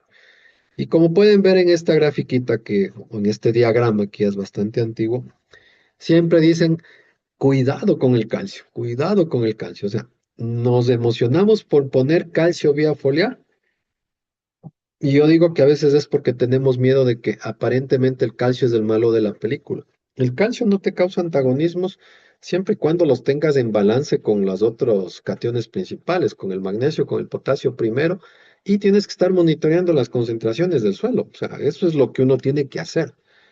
Y tienes que ir, obviamente, pues luego ya haciendo una interpretación integral, análisis de suelo, análisis foliar, un histórico, un seguimiento para ver cómo se están moviendo esas cantidades. Vamos, bueno, ahí les dejo esta tablita como para acordarnos qué carga positiva o negativa tiene cada una de las formas de absorción de nutrientes, ¿sí? Entonces, porque acuérdense en que si es antagonismo es competencia entre los que tienen cargas positivas o competencia entre los que tienen cargas negativas.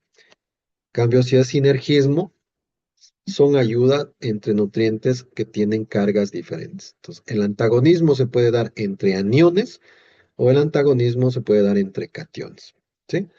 Sinergismo en los de carga positiva. Los ejemplos de sinergismo más conocidos, como ya les mencioné: nitratos con calcio, con magnesio, potasio. Incluso acá se habla de sinergismo de amonio con otros. Bueno, ahí les dejo algunos ejemplos. Y en el caso de los antagonismos, los que acabamos de mencionar, miren, el amonio, pilas con el tema del amonio, o un exceso de amonio puede generar un antagonismo con potasio. El calcio es el que normalmente lo tenemos en la punta de la lengua, que hay que tener cuidado, que no se pasen, pero para eso hay relaciones, hay valores. Y uno que a veces nos olvidamos, los que, bueno, trabajamos con suelos ácidos, el tema del aluminio. El aluminio tiene carga 3 más y puede ser antagónico para calcio, para potasio, para magnesio. Entonces, Mucho ojo con este tema, ¿no? ¿Sí? Mucho ojo con este tema. Ahora, en en los métodos de nutrición vegetal y en este caso de fertirrigación, se habla de dos opciones, el método cuantitativo y el método proporcional.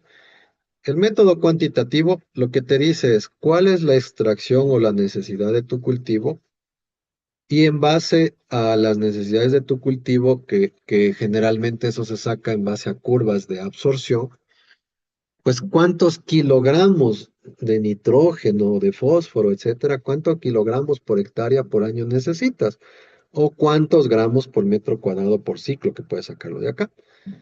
Y eso pues lo vas a diluir en un X volumen de agua, en la lámina que tú definas poner por día, por mes, por semana. Entonces acá me voy a inventar, para un cultivo de rosas si necesitaríamos 500 kilogramos de nitrógeno hectárea año, perdón, pues tú calculas, no sé, con 25 metros cúbicos hectárea a día, multiplicas por 365 días y te va a dar, no sé, pongamos que nos da 10.000 metros cúbicos al año. Entonces esos 500 kilos de nitrógeno los vas a dividir en 10.000 metros cúbicos de agua y eso es lo que aplicas. Y si de fósforo te dice que fueron 50 y si de potasio te dicen que fueron 700, pues haces lo mismo. Esa es la forma tradicional. Aquí no se le para asunto qué concentración tiene, solo es cumplir este requerimiento del cultivo. Mientras que el método proporcional se enfoca, o de inicio se lo tenía muy enfocado a los cultivos hidropónicos, a los que están en o semi-hidropónicos en sustratos o hidropónicos 100% en agua. Y ahí pues es muy importante el tener las ppm o las concentraciones de los nutrientes y los balances entre los nutrientes. Pero este método funciona súper bien en suelo y por eso es pues que acá la floricultura ecuatoriana lo viene trabajando hace varias décadas, pero lo que yo he detectado es que hay una falta de comprensión al 100% del método, porque claramente en las publicaciones de hace, libros de hace 10 años, 15 años que he leído sobre este tipo de método, claramente dice que el método proporcional se tiene que enfocar en concentraciones y balances. Pero solo nos acordamos de eso al momento de calcular la fórmula de fertirriego. No, tienes que calcularlo y tienes que hacerle un seguimiento, pues para ver esa fórmula que estás poniendo en el suelo, qué efecto tiene, cómo responde la planta y ver en base a eso si tienes o no tienes que hacer algún ajuste. Entonces, ese detalle es el que nosotros enseñamos en las capacitaciones, en el diplomado, los métodos de seguimiento, los rangos en los que ustedes pueden mantenerse como para tener una buena respuesta en el cultivo. Hablando del método tradicional del balance, pues es la dosis del fertilizante sale en base a una demanda del cultivo. En teoría, no en teoría, considera nutrientes que tiene el suelo y también considera eficiencia. Pero, ¿por qué desde mi punto de vista, mi criterio personal, mi criterio profesional y de lo que yo he podido validar en campo, por qué este método, al menos para un cultivo intensivo como las rosas o flores de verano con calidad para exportación, no es el más adecuado? Desde mi punto de vista es, o al menos en rosas, que es lo que más manejo. Primero, la demanda quiere decir el consumo de nutrientes, pero resulta que esto está dado también de acuerdo a las variedades. Como ya les voy a mostrar unos ejemplos,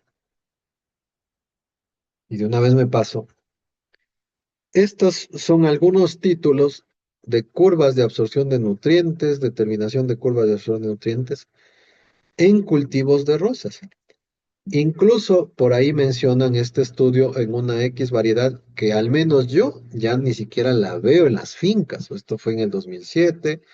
Acá en otras variedades que igual ya son variedades históricas en el sentido de que ya no hay. Entonces, estas curvas de absorción han sido muy específicas para las variedades que están de moda en esa época. Entonces, el asunto es que nosotros en la floricultura ecuatoriana tenemos una renovación constante de un 5, un 10% de las áreas, en algunos casos hasta más en algunas fincas, porque las variedades van cambiando, los colores van cambiando, las modas van cambiando, la genética de las variedades ha ido cambiando durante la última década. Antes, hace 12, 15 años, cuando los precios eran mucho más elevados en el mercado por cada tallo de rosas, no importaba que tú tengas una variedad que produzca muy poco. Hablando en productividad, 0,4, 0,5 tallos o flores planta mes. No importaba porque el precio de venta le generaba una rentabilidad. Ahora la historia es diferente. Las variedades necesitamos que sean de 90, de 100 flores metro cuadrado año, o sea, de una productividad de 1, 1, 2, para que eso genere rentabilidad. Entonces, esa diferencia solo en productividad y en genética no te está dando la misma demanda nutricional, o sea, por ningún lado. Y ese es uno de los errores que cometemos, que a veces queremos tomar estas investigaciones, que no digo que sean malas, han sido muy buenas, las han hecho durante mucho tiempo, pero que, insisto, están enfocadas a ciertas variedades y muchas de estas ya ni siquiera son comerciales. Entonces, simplemente considerar eso. El segundo punto de por qué no me convence a mí este método es porque te hablan de un suministro del suelo. Sí, tú puedes tener en un análisis de fertilidad con extractantes 1500, 2000 ppm de calcio, pero ahí no te dice cuándo esos 1500 o 2000 ppm se van a liberar. Mientras que cuando le trabajas con un tipo de análisis solamente en agua que te da los elementos fácilmente disponibles, de esa misma muestra de suelo que puedes tener 2000 ppm de calcio, resulta que solo te aparecen 40 o 50 o menos. Y eso no es suficiente como aporte para que el cultivo se desarrolle con las condiciones de calidad y productividad que el mercado requiere. Y por otro lado, las eficiencias van a variar de acuerdo a las condiciones del suelo, de acuerdo al sistema, cómo se apliquen los nutrientes, etcétera, ¿sí? Entonces, esa es una de las razones por las que estos estudios yo los tengo, yo los he leído, están publicados de forma gratuita, pueden buscarlos con esos nombres, pero para mí son una guía inicial, nada más, son una guía inicial. Y para otros cultivos como los aguacates o las papas, puede ser que esta tecnología o esta metodología sirva mucho más. ¿Por qué? Por ejemplo, hablando de aguacates, la variedad que más se siembra a nivel mundial es la variedad Hass. Chuta, y eso creo que tienen, no sé, el 80, 90% de los productores. Pues es la misma variedad, se siembra desde hace décadas y ya le vas conociendo en tu zona, etcétera. Entonces tienes mayores referencias. O un cultivo de papas de las variedades más conocidas, pues también ya se tiene referencia. En cambio, en el cultivo de rosas es algo que va cambiando muy, pero muy seguido, y ese es el inconveniente que yo veo. Y cuando digo que yo veo es porque lo he medido, porque me ha tocado ajustar algunos de esas curvas como tal. Entonces, bueno, recordemos que el método proporcional estaba enfocado de inicio solo a sistemas directamente, a sistemas hidropónicos, que está la raíz en contacto con la solución nutritiva, hay diferentes sistemas, o a sistemas semihidropónicos o los que están anclados a sustratos, fibra de coco, perlita, y otros más que hay por ahí, ¿sí? La idea de aplicar el método proporcional en suelo es porque realmente funciona, y no lo digo solo yo, y hay varios profesores, dentro de esos el profesor Iván Vidal de la Universidad de Concepción de Chile, que pone de manifiesto que él tiene experiencia en cultivos como arándanos y otros frutales en los que él aplica el método proporcional y le ha garantizado mejor respuesta en calidad y productividad. En ese método, uno, insisto, se enfoca en los balances y mucho se habla que el balance de los aniones, el balance de los cationes, etcétera, etcétera. Y esto nace de estudios de un autor, si mal no recuerdo es holandés, de Steiner, que décadas atrás se planteó mínimos y máximos para aniones y cationes, ¿sí? Como para ver cuándo había problemas de déficit o cuándo podía haber problemas de toxicidad o de precipitaciones en la solución nutritiva. Y ahí, bueno, ahí la publicación es gratuita, pero ahí lo que él dejó marcado son en este triángulo, que justamente están pues los principales cationes, calcio, magnesio, potasio, y los principales aniones, nitratos, sulfatos, fosfatos, pues dejó marcado ahí su rango o su tablita.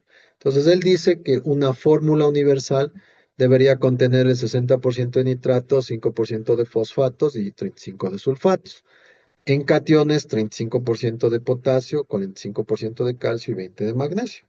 ¿Sí? Entonces, cuando uno ubica esos porcentajes acá en el triángulo, pues aquí tienes tus puntos, ¿no? Aquí va a estar el punto para los cationes, acá el punto para los aniones. Y menciona el estudio que mientras estés dentro de esta figurita o de este tipo rectángulo, no deberías tener problemas de precipitaciones o de deficiencias. Y de igual manera para el tema de los cationes. Pero ahí viene un tema importante. Esto hay que irlo ajustando o haciéndole algunas adaptaciones de acuerdo al cultivo y, ojo, de acuerdo al comportamiento de la zona climática. Ese es un tema súper, súper interesante. Y en estudios o en revisiones bibliográficas hechas sobre este estudio con actualizaciones, justamente mencionan que esto sigue vigente hasta ahora, estos principios de Steiner, estos balances, pero que tienen mejor efecto en calidad y productividad cuando uno lo adapta a las condiciones de la zona, tanto de suelo como de clima. Por otro lado, cuando hablamos de sistemas de fertirriego, nosotros tenemos que también conocer el tema de la compatibilidad de los nutrientes. Lo más conocido es nunca debes mezclar calcio o el nitrato de calcio, nunca lo debes mezclar o colocar en el mismo tanque con una fuente de sulfato o con una fuente de fosfato. ¿Sí? Entonces hay tablitas como estas que sirven de guía, pero también tiene que ver las concentraciones como tal, porque si fuera que no es compatible porque sí el calcio con el sulfato, con el fosfato, entonces ¿cómo es que no precipita cuando sale en el gotero? Esto está determinado por las concentraciones en los tanques de solución base. Entonces, mucho ojo con eso. Otro punto importante que hay que considerar es la reacción ácida o alcalina que tiene cada una de estas fuentes, ¿sí? Porque ciertos productos o ciertos fertilizantes de alta solubilidad en el fertirriego pueden no ser o pueden tener un rango de pH en el cual trabajan y pueden tener inconvenientes al momento que te pasas de esos rangos de pH. ¿Sí? Hay recomendaciones de diferentes soluciones nutritivas. Pues, bueno, hay soluciones universales como la de Hoagland, la de Morart, la de Steiner, y otras fórmulas para diferentes cultivos, incluso acá hay para algunos ornamentales, claveles, crisantemos rosas. Te dicen qué conductividad, bueno, está en milimoles por litro y los micros en ppm, pero ya hay diferentes tablas de esto. Sin embargo, yo siempre insisto, son tablas guía. Te pueden servir para iniciar tu proceso, pero luego tú a través de un monitoreo nutrimental y análisis de laboratorio, tienes que ir complementando o haciendo los ajustes. El análisis de agua juega un rol importante, ya me venían preguntando al inicio, pues vas a ver qué aporte de nutrientes tienes ahí. Ojalá pues no tengas de los malos, digo yo, excesos de cloruros, de sodio, boro. Y un tema importante es, pues, ¿tienes que poner o no tienes que poner ácido en esa agua? En los ejemplos que nos puso un compañero que tenía como 500, creo que era, de bicarbonatos, pues obvio que ahí sí vas a tener que usar y los tres ácidos. Es la única forma como para tratar de balancear una fórmula. Pero ahí vas a tener que hacer el tema de costos, ver cuánto te cuesta la fórmula, analizar con la rentabilidad de tu cultivo, pues para ver si es negocio o no. Y veamos si han estado atentos. Entonces, estos son ejemplos reales y me gustaría que me comenten en base a lo que ven en estos dos pozos o aguas de pozo, cuál sería la mejor opción para un cultivo ornamental. Mientras ustedes analizan esto, yo me voy a responder las preguntas que están pendientes. A ver, Pedro, ¿qué pasa si en la mañana, a ver un ratito, a ver, ahí está. Dice, ¿qué pasa si en la mañana, antes de la fertilización, se da agua, un pase de 4 minutos, un ejemplo, y después del riego con fertilidad? ¿Cuál sería el problema? Pues, pues yo no le veo hasta ahí ningún problema, ingeniero Pedro. El problema lo vería cuando usted saque la muestra de la solución del suelo y revise cómo están los balances de nutrientes y la conductividad con la que usted quiere que esté la solución del suelo para su cultivo. Sería un problema si haciendo esa estrategia, pues resulta que usted está con niveles muy bajos. Eso significa pues que el agua que está poniendo en la mañana le está diluyendo. Pero puede ser que no le esté diluyendo y usted hace monitoreos y está dentro de los rangos de conductividad eléctrica y de concentraciones de nutrientes, pues sígalo haciendo. No sé si me explico.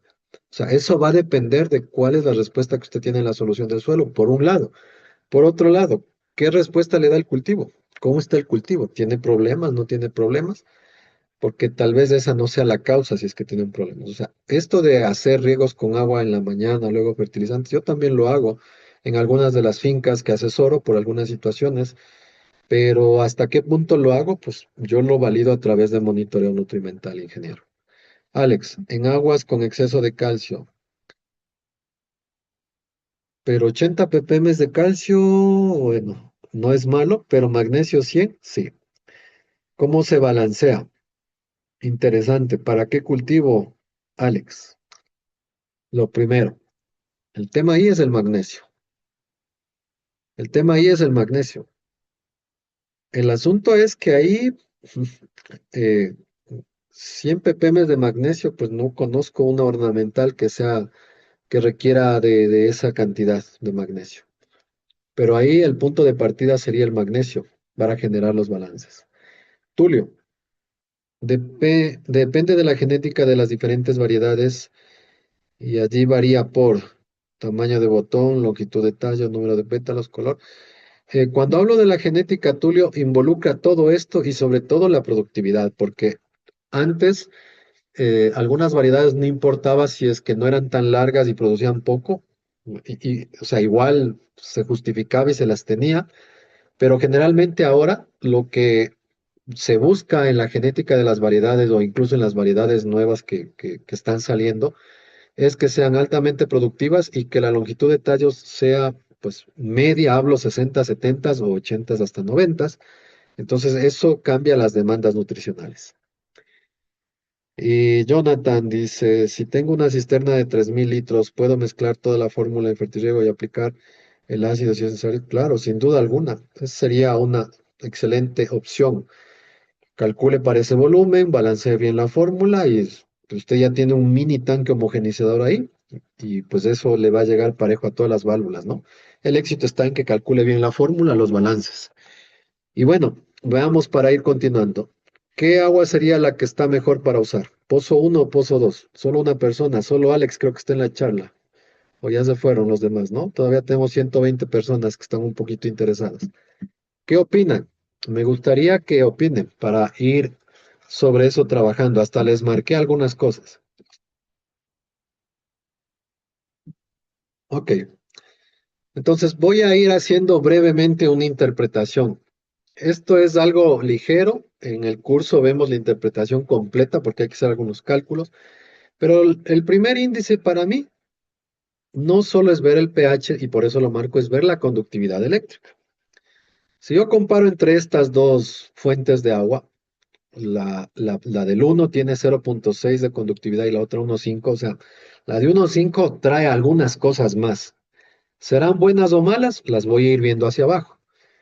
Luego, empiezo generalmente cuando yo tengo ya las conductividades sobre uno, cercanas a uno o sobre uno. Lo primero que empiezo a ver son los que me pueden causar problemas. En este caso, sodio, boro, cloruros.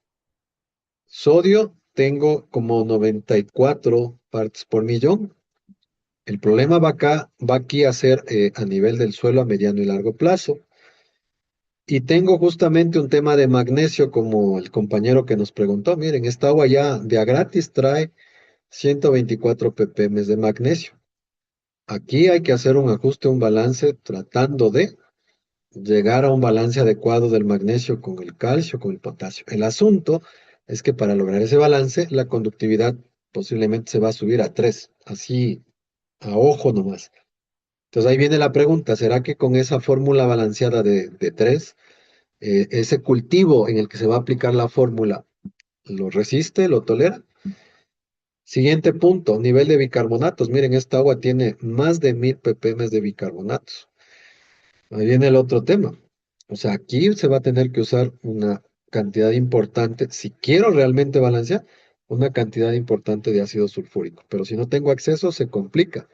Hay otras fuentes que no son 100% ácido sulfúrico, pero son más caras.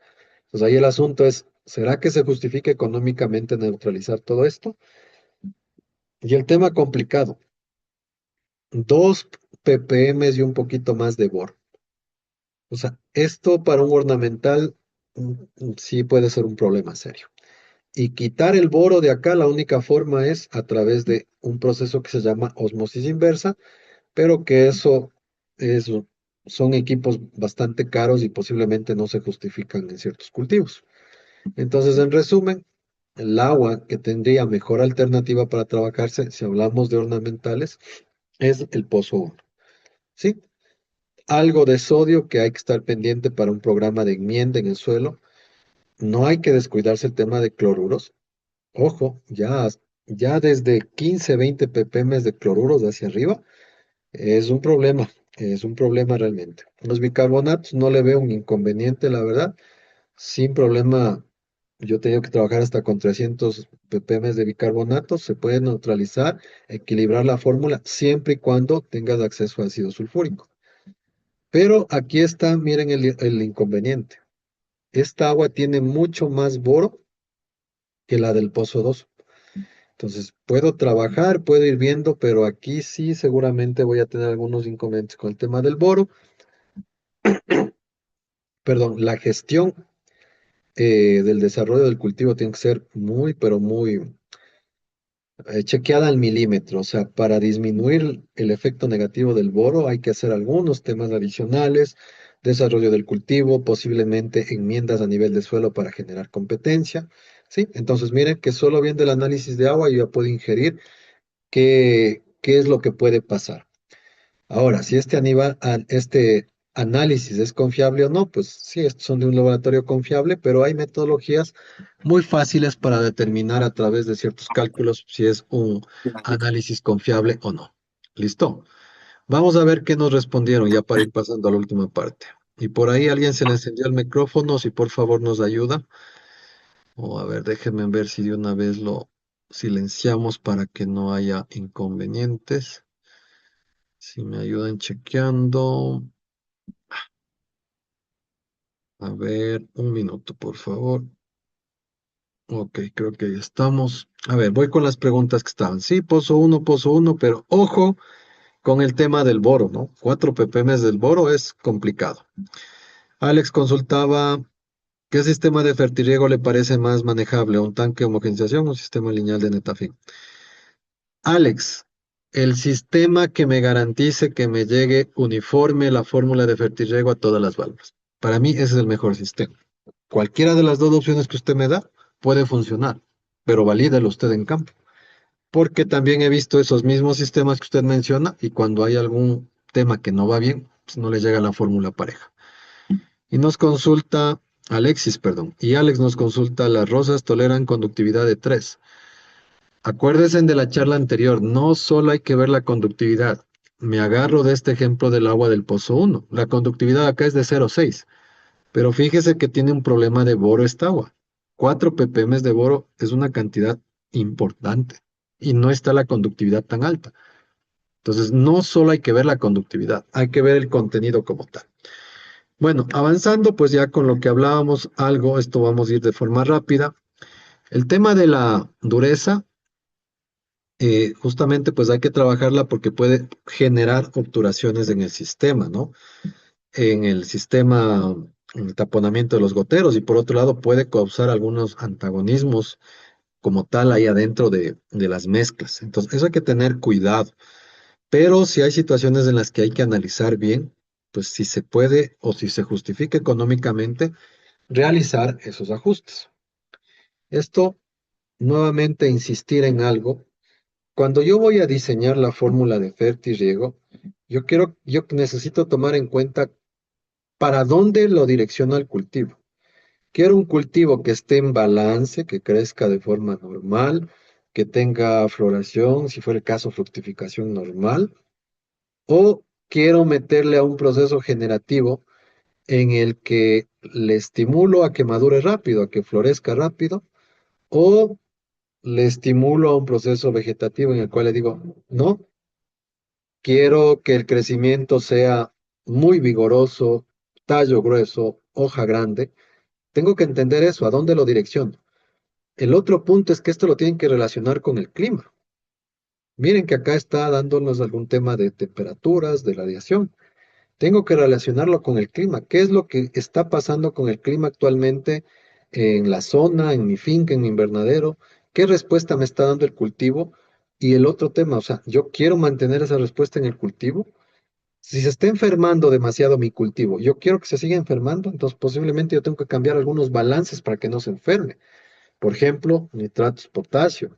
Por ejemplo, el balance nitratos sulfatos. ¿Sí? Tengo que chequear cómo está el tema de micros. Por otro lado, si yo quiero en cambio generar a propósito una maduración cuando traemos retrasada la fiesta, yo tengo que trabajar bien con el tema de balances nitratos fosfatos, tengo que trabajar con la relación calcio-potasio. Todo eso tiene que ver con temas de maduración. ¿Sí? Entonces, este cuadrito detalla varios factores o parámetros que influyen para esos crecimientos. Como ya lo fuimos mencionando, son condiciones de clima, temperatura, humedad, de pV, y el tema de la nutrición juega un papel importante también acá. ¿Sí? Entonces, eso se los dejo como para que lo tengan en mente, es de lo que hemos venido hablando. ¿Sí? Y considerar el tema del déficit de presión de vapor es algo como les mencioné, o sea, en orden de importancia, clima, agua, nutrición o clima, fertirriego. O sea, no van a poder solucionar un cultivo estresado si es por condiciones de DPV alto, no lo van a poder solucionar a través de la fórmula. Entonces, para eso es importante tener tablas guías en las que, de acuerdo a las condiciones de tu invernadero, trates de estar en las zonas en las que el cultivo está a gusto o está trabajando en una forma que no le genere un desgaste. Porque si estás trabajando, o esto generalmente pasa en días nublados o en las noches, si estás trabajando en DPVs muy bajos, inferiores a 0,4, tienes las condiciones para que el cultivo se enferme. Tienes las condiciones climáticas. Y si a eso le sumas que está mala nutrición, vas a tener un montón de problemas. ¿Sí? Ahora, por el otro lado, cuando ya tienes DPV superiores a 1,7 kilopascales, y si llegas a 2, 2,5, 3, que ustedes ven que sí se llega, lo vieron en los datos que les presenté de los hidrotermómetros, el problema es que ahí puedes tener cierre parcial o cierre total de los estomas y entras en un periodo de estrés que te va a afectar de una manera importante. Por más buen riego, por más buena nutrición que tengas, si no solucionas esto, el cultivo va a ir a la baja, se va a enfermar y no va a salir como quieres, ¿sí? Entonces, mucho ojo con ese tema. El tema de los balances nutricionales es simplemente es equilibrar, en este caso, cationes, aniones, ciertos nutrientes, compararlos unos con otros. Y el enfoque de esto, pues justamente yo al menos lo trabajo es para darle al cultivo mayor resistencia al ataque de problemas fitosanitarios. Y sin duda funciona. ¿Sí? Entonces aquí les voy a ir poniendo dos ejemplos pequeños como para que le vayan entendiendo. Miren. Tienes este clima, en este caso, pues los que no son acá de la zona o de Ecuador. Este es el Nevado Cayambe, está en la zona florícola, en la principal zona florícola de Ecuador. Más de 3.000 hectáreas ya debe haber de invernaderos. Y hay ciertas épocas en las que ves así, el cielo totalmente despejado, azul, lo ves al nevado. Pero resulta que puedes tener al interior de los invernaderos un clima generativo con un DPV mayor a 1,7. ¿Sí? Entonces tú podrías gestionar una solución nutritiva que te ayude a tener un balance vegetativo en la solución del suelo. ¿Esto te va a ayudar para el desarrollo del cultivo? Sí. ¿Te va a ayudar para el desarrollo o para sobrellevar un poco el estrés? Sí. Pero lo que tienes que tener muy, muy claro es que debes considerar cómo estás sanitariamente en tu cultivo. Entonces, si tú quieres generar un balance vegetativo en la fórmula de fertirriego, lo que predomina es el nitrógeno versus el potasio y versus el calcio. Ese es un balance vegetativo que puede servir en condiciones de este clima, sí, pero ¿cuál va a ser el factor determinante? Analiza cómo estás sanitariamente, porque acuérdate que vas a empujar un poco más el tema de nitrógeno. Ahora, si tienes una condición muy diferente, el polo opuesto, amaneces con neblina, en el día estás con lluvia, nublado.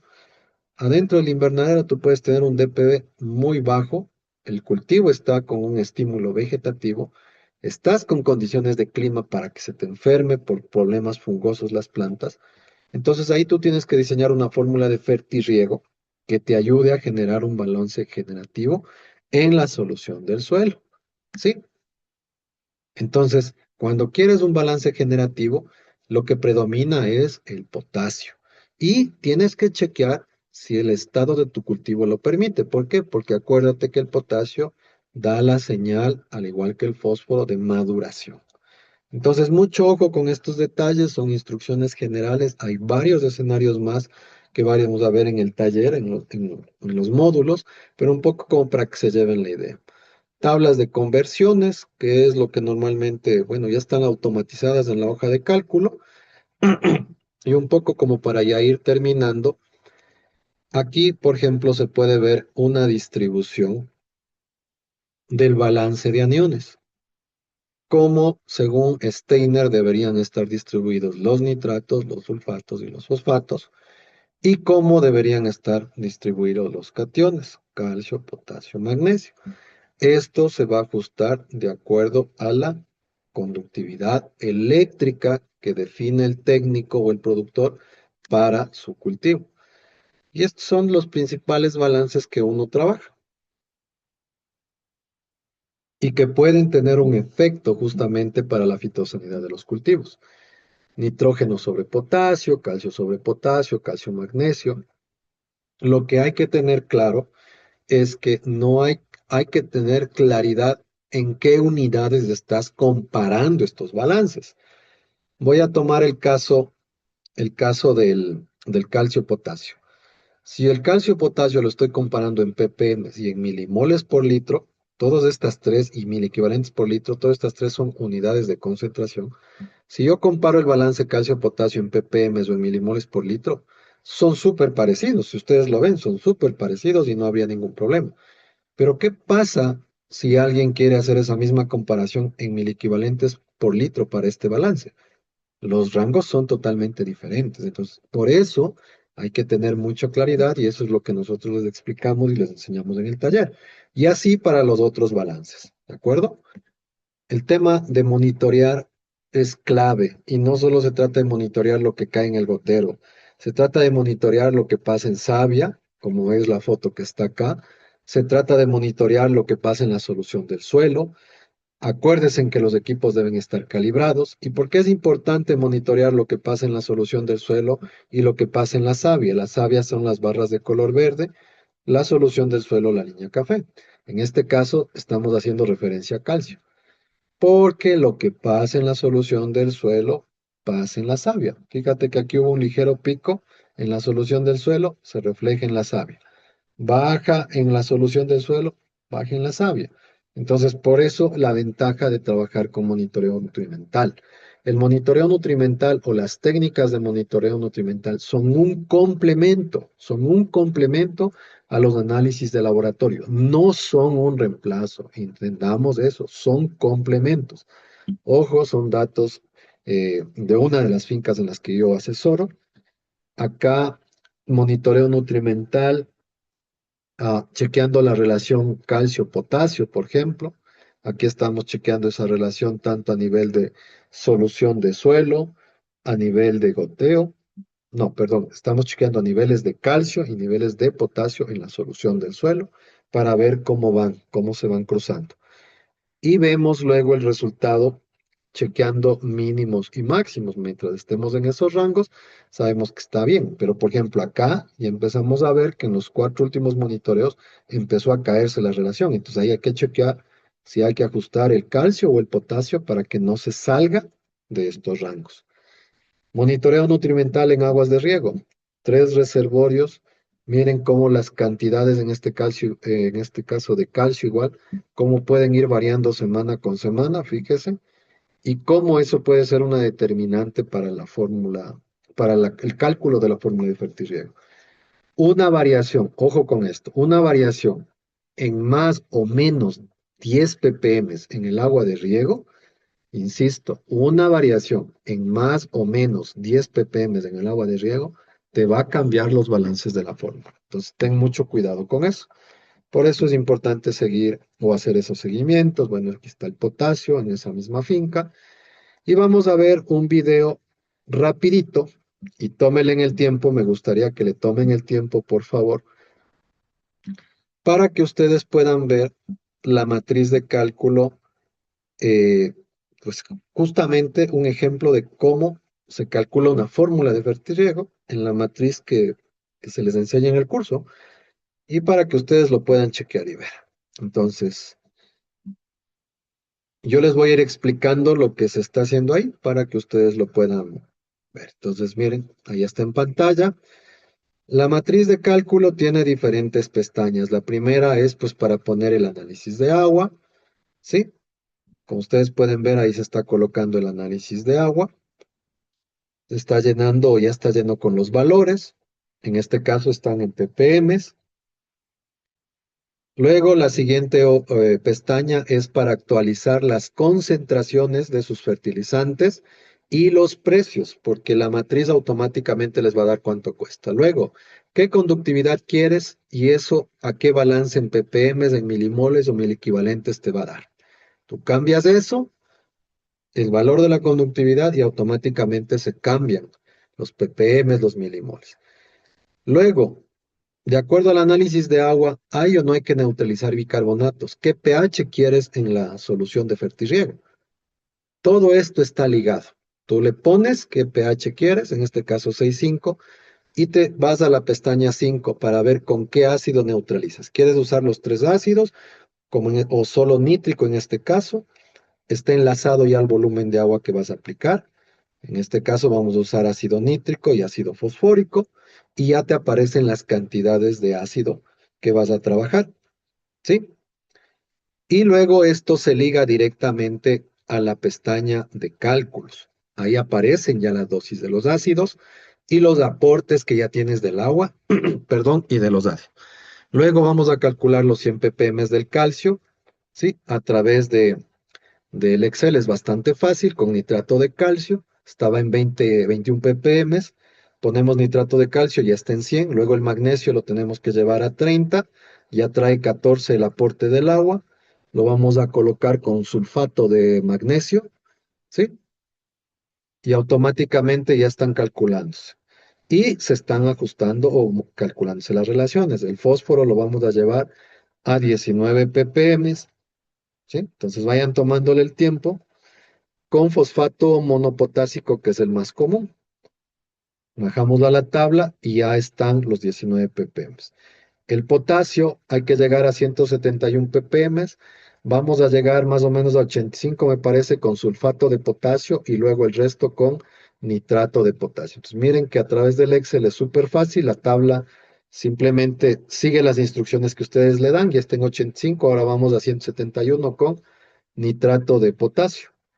Ya te aparece la cantidad y se siguen ajustando los ppm. Entonces ya tienes nitrógeno, fósforo, potasio, calcio, magnesio y vamos a ir ajustando brevemente los micros. El hierro lo van a ajustar con un quelato de hierro, me parece, según el ejemplo, con un hierro EDTA al 13%, un ppm. El manganeso lo vamos a ajustar, me parece que estaba el ejemplo con un sulfato, o si ustedes quieren, escogen la fuente, un quelato, ¿sí? Entonces, en este caso va con sulfato de manganeso, es solo para el ejemplo. Y de la misma forma para el resto de micros. Ustedes pueden ver cómo ya tienen algunas relaciones que están ahí en pantalla calculadas para que ustedes las puedan ver y las puedan ir chequeando, ¿sí? El zinc de la misma manera y luego el boro y el molibdeno.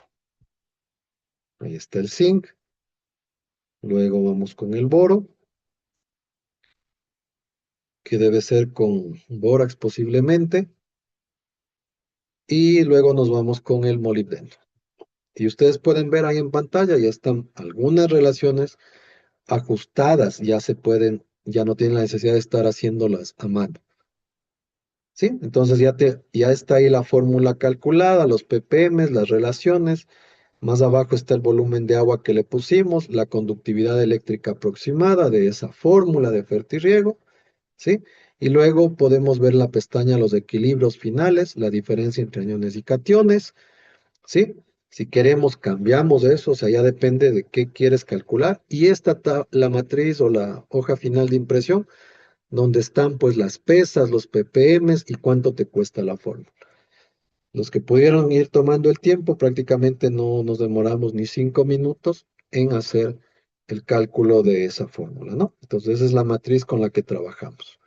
Ok, y ya para ir entrando en la parte final de la charla, me regreso acá.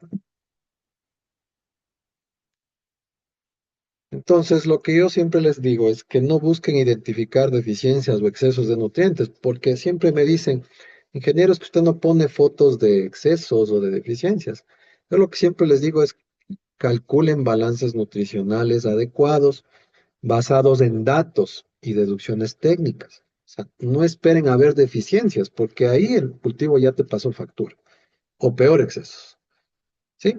Entonces, esto es lo que teníamos para el día de hoy.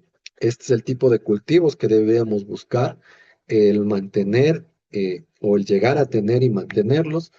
Y recordarles pues que estamos prácticamente ya a pocas semanas de iniciar el diplomado. Tienen estos beneficios con este código, el acceso al curso gratuito de fitosanidad, que es de 7 horas, está pregrabado, libros en formato PDF y pues recordarles que estamos con una promoción hasta el 17 de abril. Eso es lo que tenía para el día de hoy y voy a responder las últimas preguntas como para ya ir despidiéndonos. A ver, las rosas toleran conductividad de 3, ya le comenté. Alejandro Arteaga, un gusto Alejandro. Esos balances son en la solución de fertilizantes y es así como los relaciono con los balances del suelo. Alejandro, tienes que relacionarlos pues justamente extrayendo la solución del suelo a través de succionadores. Esa es la fórmula en la que tú vas a ver qué respuesta tuvieron los balances de tu fórmula en tu suelo. Esa es la fórmula. No hay reglas de tres o no hay factores de conversión. ¿Por qué? Porque eso va a cambiar, pues si tu suelo es arcilloso o es arenoso, qué capacidad de intercambio catiónico tiene, qué nivel de nutrientes tienes en la matriz del suelo, calcio, potasio, magnesio, o sea, qué porcentaje de saturación de bases, qué distribución de bases, qué pH tiene tu suelo. Y el otro tema, qué nutrientes tiene o no tiene tu agua. Alex, ¿los balances se hacen en savia, foliar o solo en la solución del suelo? Empiezan trabajando con los de la solución del suelo. Primero con los de la fórmula, luego con los de la solución del suelo. Y luego vas chequeando qué balances tienes en la savia. En ese orden tienes que empezar a trabajar. A veces empiezan al revés. Quieres buenos balances del savia, pero ni siquiera estás calculando bien la fórmula del fertirriego y peor, ni siquiera estás monitoreando la solución del suelo. Alexis, el software o la hoja de cálculo es parte del diplomado, es parte del módulo 3. Ustedes van a tener acceso a todas esas hojas de cálculo y ya son de ustedes de forma definitiva. William, la tabla de valores. Híjole, ahí sí, no sé exactamente, William, qué tabla de valores, si por favor me aclara. Walter, gracias, Walter. Qué bueno que le sirva. Alex, ¿cuántas ppm de nitrato trabaja en Savia? Alex, esto también está en función de la variedad. Tú puedes tener la misma fórmula de fertirriego para 15 hectáreas, pero no vas a tener el mismo nivel de nitratos en savia en una Momentum, en una Mondial, que en una Freedom, que en una Explorer. Varían, varían. Entonces tú tienes que ir definiendo esos datos. Como guía, si es que andas entre 300 400 ppm de savia, y también depende en qué estado fenológico te estés muestreando y bajo qué condiciones ambientales estés muestreando, depende mucho eso, ¿no? Pero varía. Y Ricardo nos dice, los valores de las relaciones que nos indicó son para cualquier cultivo ornamental o solo para... Ah, los valores, no, esos te pueden servir para cualquier cultivo, Ricardo. Tienes rangos, obviamente, y lo otro es que yo siempre te digo es busca también información de acuerdo al cultivo que manejas. En el curso también nosotros sí les damos varias tablas guía de soluciones nutritivas de algunas ornamentales. Les facilitamos óptimos foliares de algunos ornamentales para que en base a eso ustedes puedan también tener ya valores de referencia. Además, en el módulo 3 de Fertirriego, nosotros hacemos o les facilitamos una matriz para que ustedes calculen las extracciones. ¿Qué quieres decir? En base a los tallos o las plantas que cosechas, tú metes el óptimo foliar, incluyes algunos datos más y te sale automáticamente cuántos kilogramos de hectárea año o cuántos ppm se aplica en base a los niveles de agua que tú puedas regar en ese cultivo. Sobre los horarios del diplomado, todas las charlas virtuales son a partir de las 18 horas y en el caso de los presenciales, el módulo 2 que es en mayo, va a tener 2 días presenciales de 8 a 5:30 de la tarde. Si me escriben por interno, yo les puedo pasar el programa completo porque las fechas para los presenciales es diferente para Cayambe, es diferente para la Tacunga y también pues las fechas de los virtuales, 100% virtual. Todos empiezan a las 6 de la tarde de lunes a viernes, pero las fechas cambian. Entonces, si me escriben por interno, con gusto yo les paso a que revisen. ¿Dónde se va a llevar a cabo?